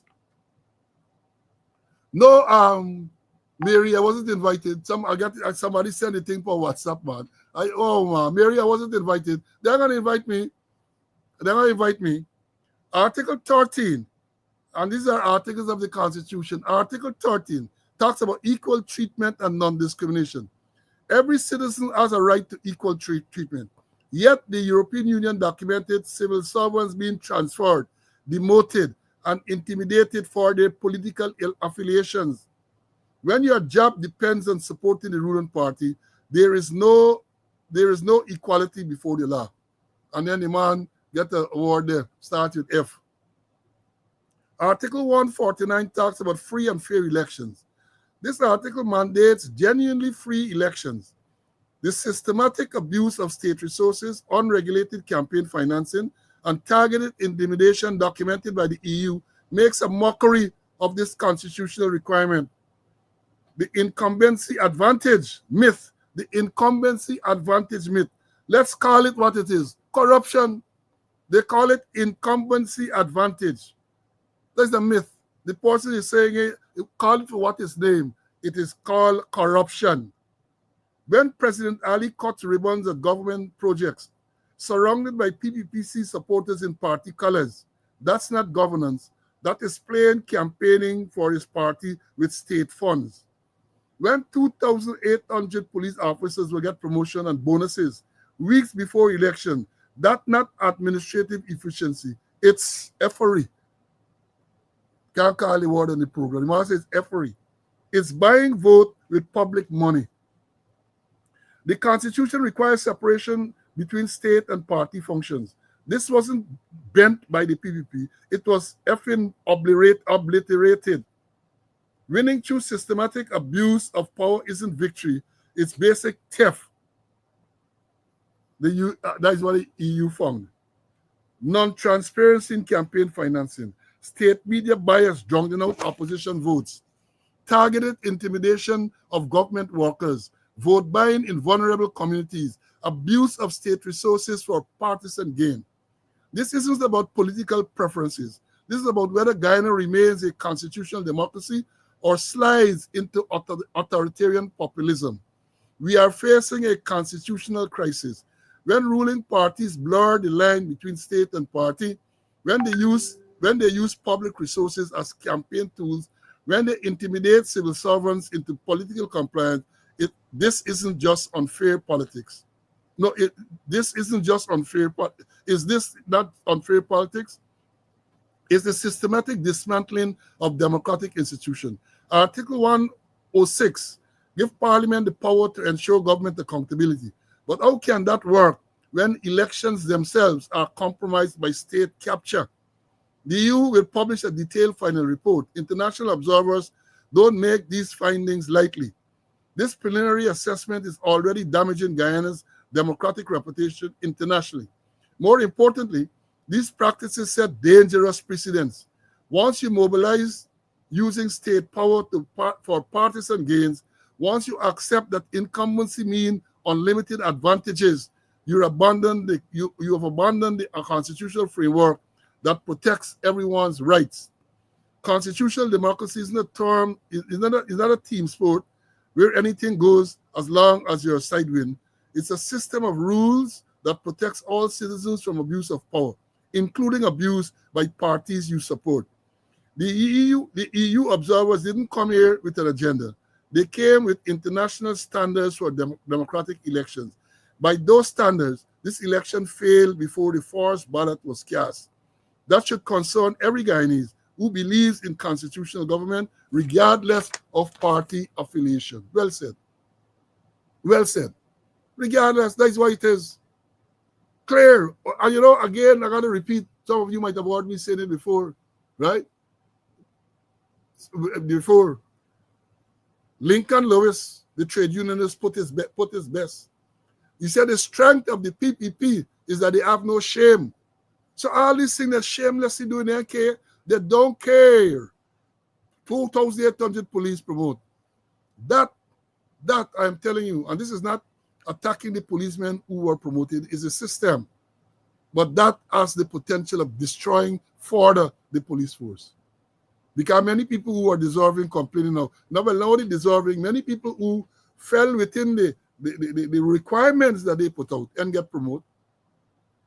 And get enough of them who go and praise the president as they were instructed to do. They might get promoted.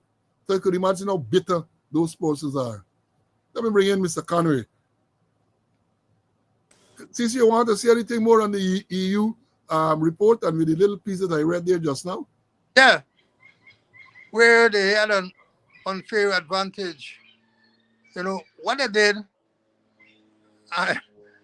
part of their topics, they set some programs that would have been completed during months before election, after election was called. And what they did, they opened new hospitals, new schools, build bridges, build roads, all in an effort to show that they did excellent work. When for the past 4 years, they didn't do anything really.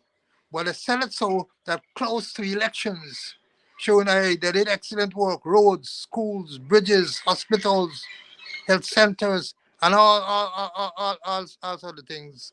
And then they start throwing salt for the building for this building and that project and all kind of thing. That is what they did, and the European and other person did mention it. Do things that will influence the persons, the citizens, to vote for them when to vote for them. And that's one of the tactics that they use. Very, very much unfair tactics. Do all kind of thing there. Open this, open that, open the other, build this, build that, this infrastructure close to elections in an effort to influence persons to vote for them. And then do produce turns out for projects coming up to show that they're going to do X, Y, or Z. Very, very unfair to the opposition.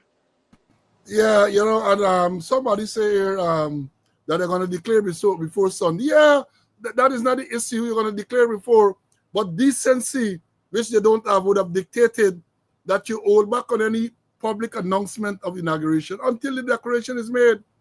Yes, it's going to be made before Sunday, but how you jumping out before the declaration is made to say that you get inauguration? How can you do that in all decency? But there's not a word that they know. They don't know the word decency, so they're going to do that. Yes, I agree with the comment that they're going to declare it before Sunday.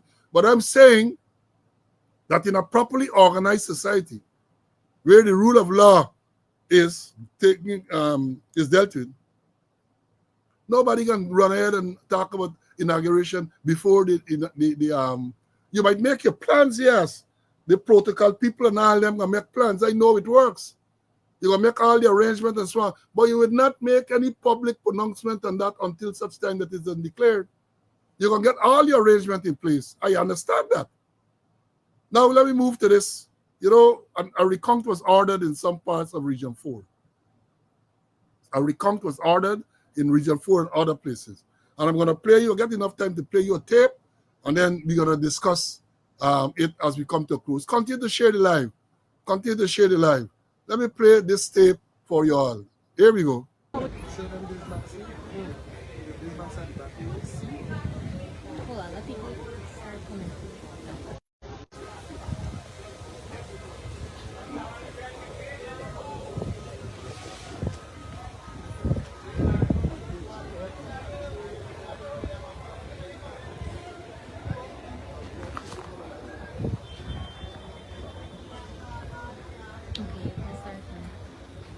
Okay, as you could see, this box here, you could see it, which is tampered with. And also, as you could see, that the seal is tampered with.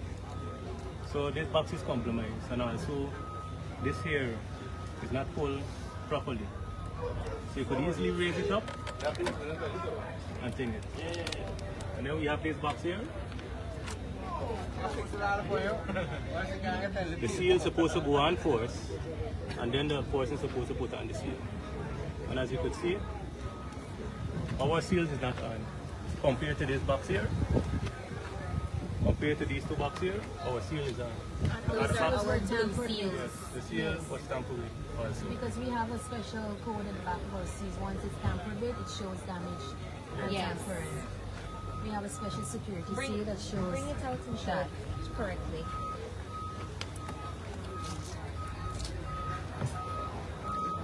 So once our seal has been tampered, you can see. Yes. And that box there is blank. Yes. No PPP tape on that one, so they didn't have enough tape to tape at the top of the box. And this is consistent with all of the boxes here. We just pointed out a few, but all of the rest of the boxes here that believed to be counted from Region 4, they all clearly show that they were tampered. And this is not the first batch. This is not the first batch. This is not the first batch. Region 8 batch that came. All right, you get the gist of what is going on here. These people claiming that some of those ballot boxes that came to be recounted, they're claiming that there's evidence that the boxes were tampered with. That is what the allegation is, that the boxes were tampered with. But then I played that part before the police issued a release yesterday, the Guyana Police Force, hear what the release says. It starts out, the headline is the Guyana Police Force statement on recount integrity and false information. A Guyana Police Force supposed to be neutral or polar. Hear what they're saying. Guyana Police Force statement on recount integrity and false information.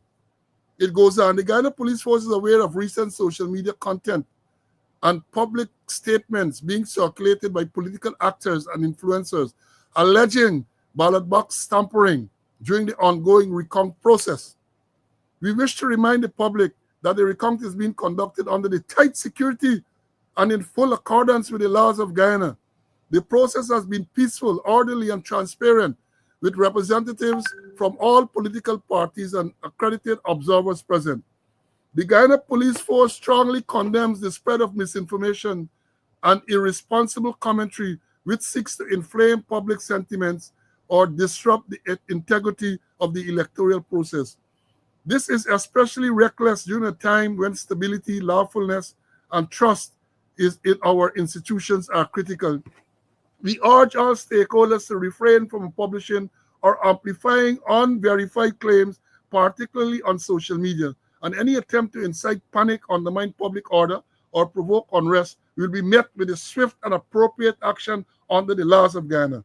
The Guyana Police Force remains fully committed to maintaining peace and security and will continue working closely with the Guyana Elections Commission and all relevant authorities throughout the completion of the electoral process. Hear this crap what the police force putting out at the release.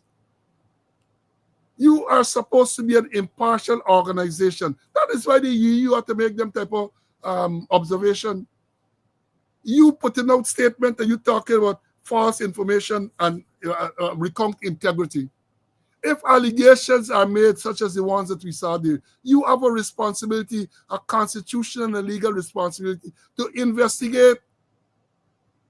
But you come in basically threatening people that if they think and they put things on social media, what is not going to happen and all them shit that you're talking about. And this is coming from the Guyana Police Force. They are aware of social media content and public statements being circulated by political actors and influence, alleging ballot tampering during the ongoing recount process. If an allegation ballot tampering I suspect is a crime, and if an allegation is made about ballot tampering, then you have to take the appropriate action, not to put out this nonsense, this safer statement. That is the problem that we're in, because the force is being led by a man named Ikin, who I know years, some years. So somebody tell he put this out and they run and put out statement. This is inappropriate. People are making allegations and these are people who are accredited to the process. They are making allegations that they saw evidence of tampering, ballot box tampering. And this is what you're going to put out? This is what you're going to put out? Rather than perhaps investigating. That is what your duty is, to investigate the allegation. If the allegations are found to be unsubstantiated, then you take the appropriate action. We get a charge, given false information, and all of that. But you jump out. You came in out with your nonsense, the commissioner and the corporate propaganda unit. And I say this, statements like these are causing, I don't know whether, I was about to set them to lose integrity, but I don't know that the police force, I command Ikin and the corporate communication unit and them still have integrity. I don't know that they have integrity. These things are so foolish. You coming out with a statement like that, let the politicians make the statement. Are you like this one, Ejil, who is the ADC to the president, coming out and making political statements? That is not your function. That is not your function, but either you believe that you need to fight for place in the sun. Because, you know, especially one like Ikin, because he was told, I understand, the rumor was they're going to keep it till after elections. Well, election done. So maybe he also will stay longer. He's also will stay longer. So he can authorize. I hope he did. He knows what is this. Why would not be surprised to know that he didn't even know what they put out? Because even if they were to take a draft to him, the boy can't handle that. He can't read a draft and say, well, this should not be there and that should not be there. That is how I think. But how the election recount is ongoing. Party representatives are making claim about ballot tampering, irregularities. Allow them to do the thing. Maybe invite them to make an official report. But you come in and you're telling people all sort of nonsense. You're threatening people. They like to threaten, because some time ago, about a week or so ago, came out threatening that people who spread false rumor, even if you are overseas, they're going to tell, because they didn't hear what Marco Rubio said, They didn't hear. Or even if they hear, people like Ikin can't understand, can't internalize that the United States Secretary of State told them some time back, about a month or two back, lay your hands off people who are United States citizens and resident and exercising their First Amendment right to free speech. Some people talking about the free speech, and then you come in to tell people that they're breaking laws in Guyana. And somebody reminded me when I talked about that again a while earlier, that he was one of them who sought to justify a policeman leaving Guyana to serve a summons in the United States. He was one of them who came in out to justify that. So that is the type of lawyer that you are. But again, I invite him to read that letter from the real lawyer about citizenship and being domiciled. Yeah, but coming back to this thing, again, this thing, and I sorry for the police, the professional policemen and women, they still have them. Professional policemen and women. But when you are led by someone who is clearly political, as Ikin is, clearly political, there's no question about that. The whole force is painted with this broad brush. The entire Guyana police force. So even the ones who are professional and who strive to do the right thing, when people look at you, they say police. It's police. I can't understand this. Not 82 ballot, it's 83 out, man. No, ballot don't do that. The man never said 82 square miles. He said 83 square miles. Give him back, he 1 square mile, man. Give him back, he 1 square mile. Right? Let me bring in Mr. Conway. Cece, the statement that these people, who advising them, if anybody at all, man? I don't know. There it is that information service or allegations tampering with ballot box, tampering with seals, and then the police will rush with breakneck speed to threaten people for terms of giving false information and all sort of nonsense in that release there. And as you say, Picken could hardly put a couple sentences together to make a paragraph. So I'm not surprised, that those things coming out. But I need to investigate. Credible allegations coming up. Investigate. And after the investigation, do a proper investigation too. And after the investigation, you put up a statement. But no. The Russian, because I'm sure they must get political instructions, thing. And they say they tell it till after election. Well, maybe you must be counting the days now. Because I think they almost on they finished with it. And before long, you're gonna hear some other body holding the brief as commissioner. Yeah, I gotta laugh. You got a student make a comment here. Let me put it up. Junior, Junior said, Mr. Slow, is there a word like hold on, I think I put on the wrong one.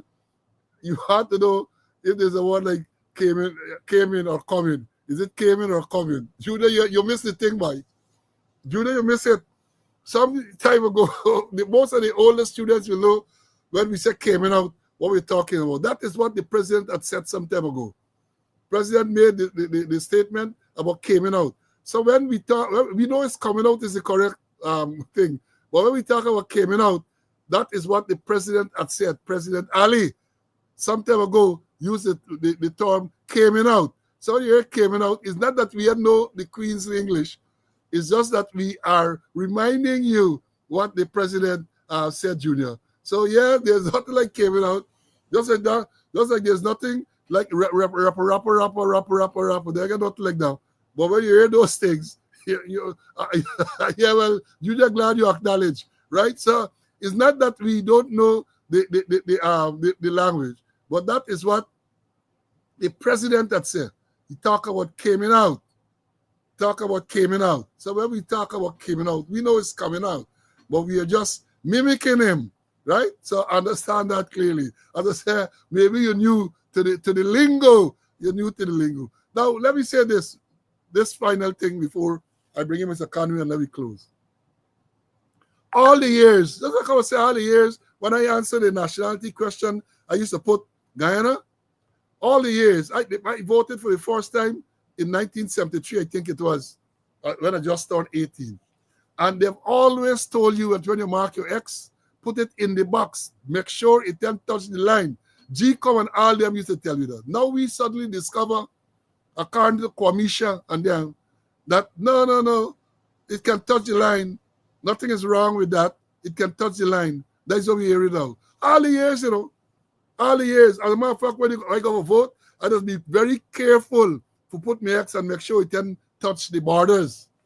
But now they tell you nothing wrong with touching the border. It doesn't spoil vote when it touches the border. It is not a spoil vote. I'm talking about spoil vote. Let me say this. Then I'm going to bring in Mr. Conway. They are reporting that 4,126 spoil ballots recorded in the election. 4,126. And I gave a breakdown here by region. But I don't know if I told you students, but I have told people that a lot of these spoil votes are deliberate in the PPP stronghold. Right? Let me explain. The people are so intimidated. That is the atmosphere. You talk about polarization, but the atmosphere, they're so intimidated. PPP got an activity on election day where they have the people at almost every polling place. And they will check on their supporters or people who they expect to support them to make sure they go and vote. And they'll cross out their name. Cross out their name to say, yes, they go and vote. So people who were not in support of them were afraid that if they stayed home, they would know because they're going to see on the list that they did not turn up. So many people, many of them made a conscious decision to turn up so that they can reflect on the PPP people list that they turn up and then they go and deliberately spoil the vote. Either just fold the ballot and then put no mark on it, or just scratch the thing and then spoil the vote deliberately. Because of intimidation. They are afraid. Because if you stay home, they're going to know you did not stay home. And you are going to be victimized. That was the fear. We got victimized, so therefore, let me go. But when we go, we are voting for them, but we can't vote for them other party neither. So let me just spoil a vote. Let me just spoil a vote. That is what. So when you hear this 4,112 spoiled ballots, it's not that people illiterate and can't mambo. Let me understand. Can't mambo.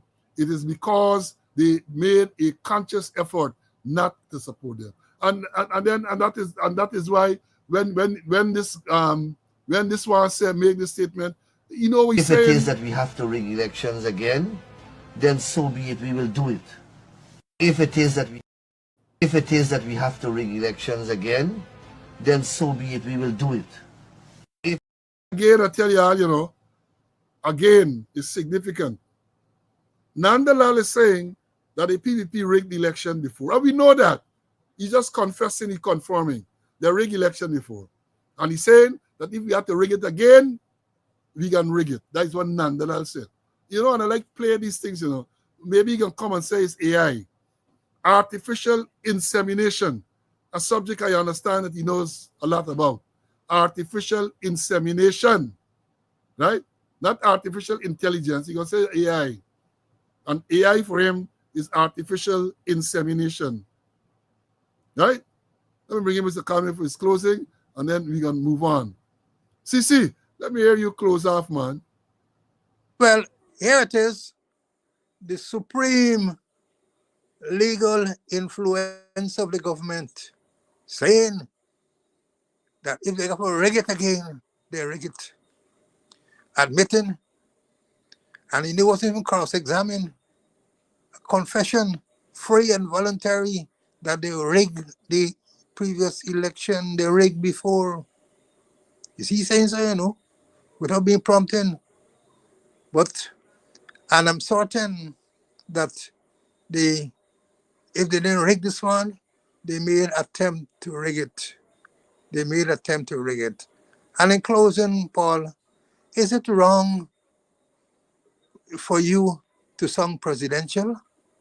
Is it wrong for you to came out and sung presidential?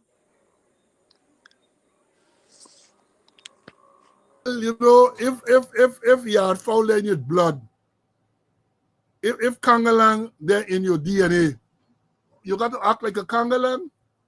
Let me understand. If Kangalang in your DNA, if you are foul in your DNA, if jackassery in your DNA, how do you expect the person to act? It comes natural. You call them, you back in the day, you call them Virego, you call them Bundari, you call them all sort of things. But that is what comes out on every occasion. I remember when they had the Heroes Highway opening, President Ali was asked a question by some overseas journalist. Man had a British or English accent. And he fly into the man had to rebuke him. The man said he doesn't call for this. Why are you so hostile? Englishman, why are you so hostile? Can't help yourself. Can't help yourself. Remember so much so, remember when they had a guy expo or something at the stadium, the bodyguard. They want to snatch the bodyguard. You remember that? They want to put in there, snatch the guy at the iron pulley. Can't help yourself. Can't help yourself. That is what is there in the DNA. Can't help. Show them you could dance up and wine and go down low. It bacchanal for so. Can't help yourself. The boy can't help himself. Then he had one we do the Michael Jackass move. Can't help himself. The boy can't help himself. So we talk about presidential. The boy can't help himself. The boy is thrust into this thing, and he can't. They do every so often. He will try, but the natural thing comes out. The natural thing comes out. Now let me close off and tell you, the cricket. I looked at the cricket last night. CPL, Amazon Warrior, the beat Barbados. Barbados struggling, and then I see today one who had no not more cricket talking about Guyana move up to fourth. Guyana Amazon Warriors move up to fourth place. They were in fourth place for the longest while. They were in fourth place for the longest while. They move up to no fourth place.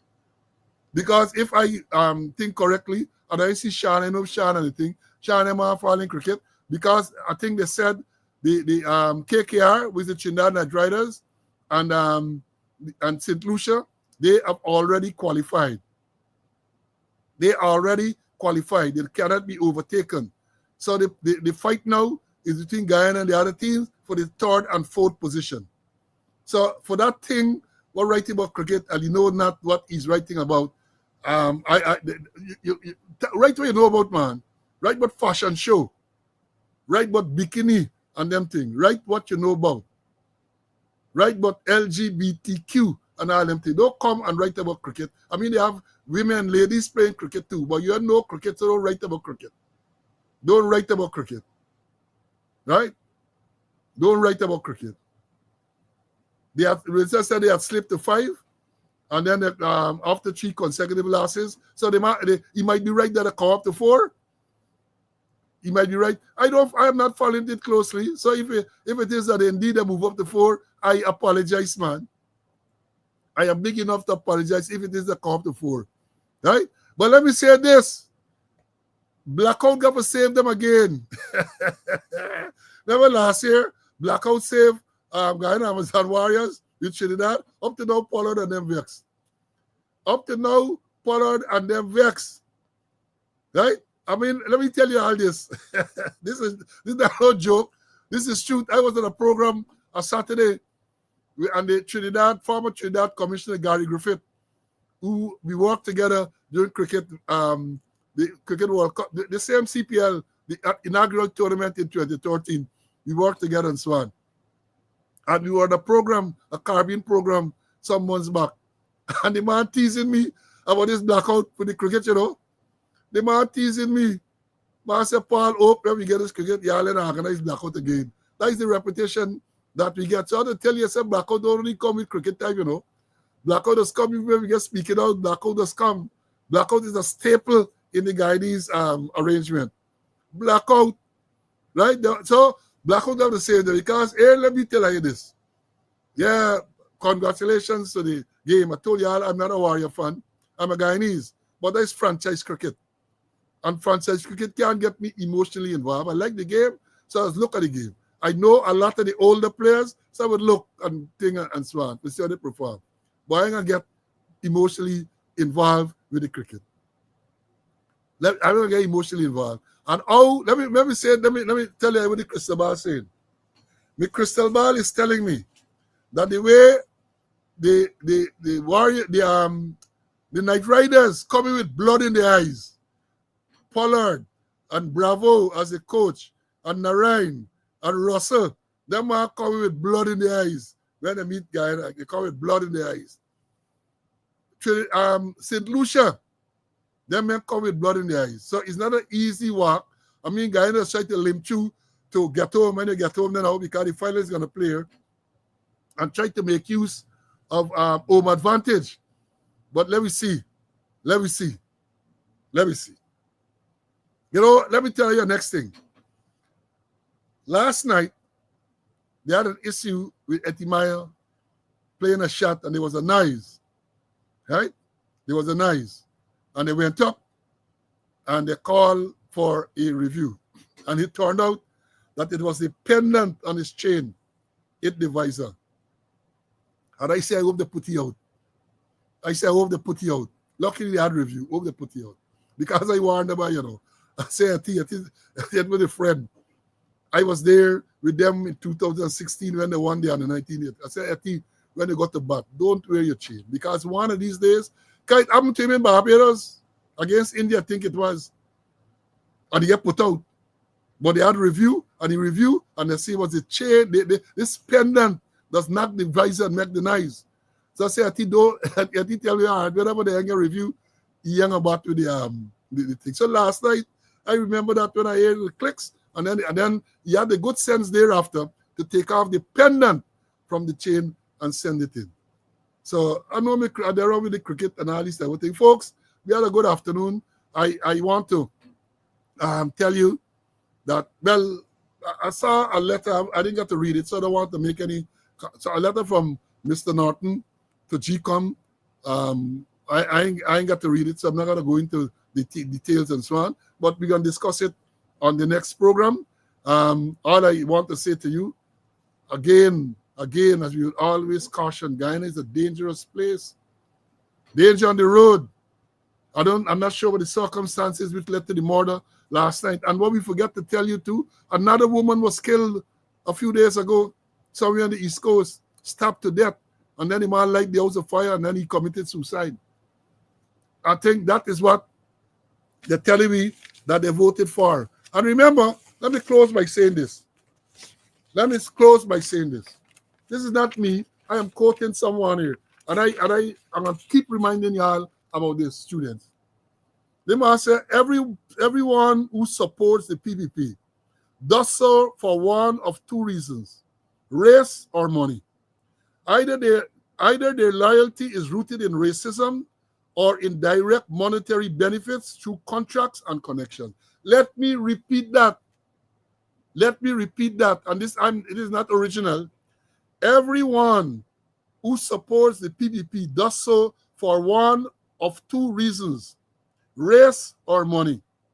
Either their loyalty is rooted in racism or in direct monetary benefit through contracts and connections. Yeah, the lady was killed in Commons Lodge. Thanks for Commons Lodge. My boss top shit and he took the house. Whatever happened to him, he built on fire, and then he died shortly after. That is what they want to continue. When they talk about progress to continue, that is what they call progress. Murder, mayhem in the place. Folks, we had a long afternoon. thanks for your attendance. As I said, we always appreciate you coming, whether it's Friday or whatever the day. There are other things that you can do. And the fact that you have taken time to be with us is highly appreciated. Again, I want to tell you, the numbers are there. You know the drill. Those of you who are in a position to make a donation, please do so. I want to also thank all those who have donated. Almost every so often, people will call out and they will give a little something, something, and we appreciate it very, very much, right? So today is Friday. Hope you have a wonderful weekend. Be safe. Be very, very safe. Again, advance birthday greetings to Cece. Tomorrow is his birthday. So advance birthday greetings to Cece. And I can't leave without playing y'all. I almost forget to give y'all therapy. Sorry. Sit there and fabricate that. Unless you say who the person is, I can't comment on anonymous people. Okay, well, let's talk about specific individuals. What is your relationship with Mr. Su Jurong? Su? Oh, Su? My relationship? Nothing. He's a tenant in my place, yeah. And he's a good friend of yours? Yes, yes, he is a friend of ours. He claims The man who running the show, imagine, man, get corruption allegation made against him, no investigation. Anyhow, he said, hear what I say, well, sir, they say in the manifesto, next PVP government will establish an anti-corruption unit. I can volunteer to be a part of the unit. Y'all don't have to pay me. Y'all don't have to pay me. I will volunteer to be a part of the anti-corruption unit. And then they said they're going to fully enforce Access to Information Act. So, President Irfan Ali, you say you get inauguration on Sunday. I will volunteer to be a part of that anti-corruption unit that you are promised to establish when you return to office, which it seems likely to do. You're going to establish an anti-corruption unit. Put me in it, man. Because you know you've been talking about corruption for the longest while. And despite what y'all say, and despite what the surrogates say, and despite what the liquor bodies say, y'all can never credibly accuse me of any corruption.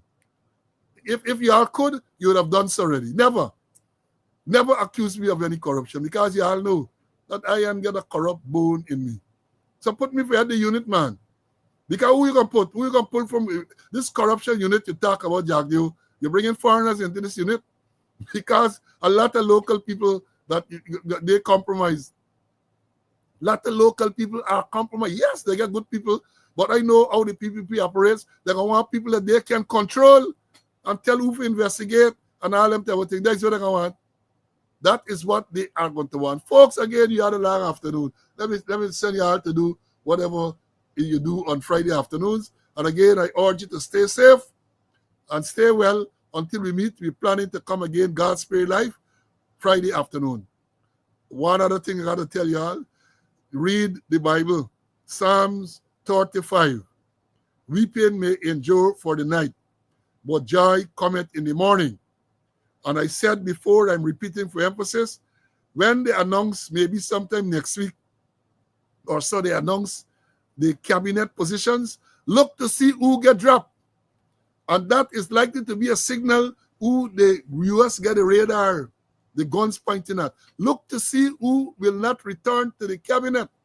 And when they decide that they are going to announce members of parliament, look to see who get dropped. And that may be an indication that those who are dropped are in the sights of the US. Because I tell you, as a betting man, the crystal ball said that sanctions coming. The crystal ball said that the only reason sanctions weren't here before is because they did not want to do it to be accused of trying to influence the election. So watch it come in. Yellow suit. I'll never get pulled in and so on. And you know, I have to make the point. Record this election was just passed. Maybe the first time in recent history that no government or no PPP member or official decide to go to the United States to campaign or whole rally. None. Wonder why. You think they're pulling in and questioning easy? 8 hours, a man get question there. The 8 hours, you want pee every 5 minutes, right? You want pee, and I can't in a little pick, you want pee, and you want kung see? Yeah, no, all right. We had a long day. I know Yolanda, when I say them things, you kill yourself with laugh and so on. So folks, God spray life Monday. Enjoy your weekend. Bye.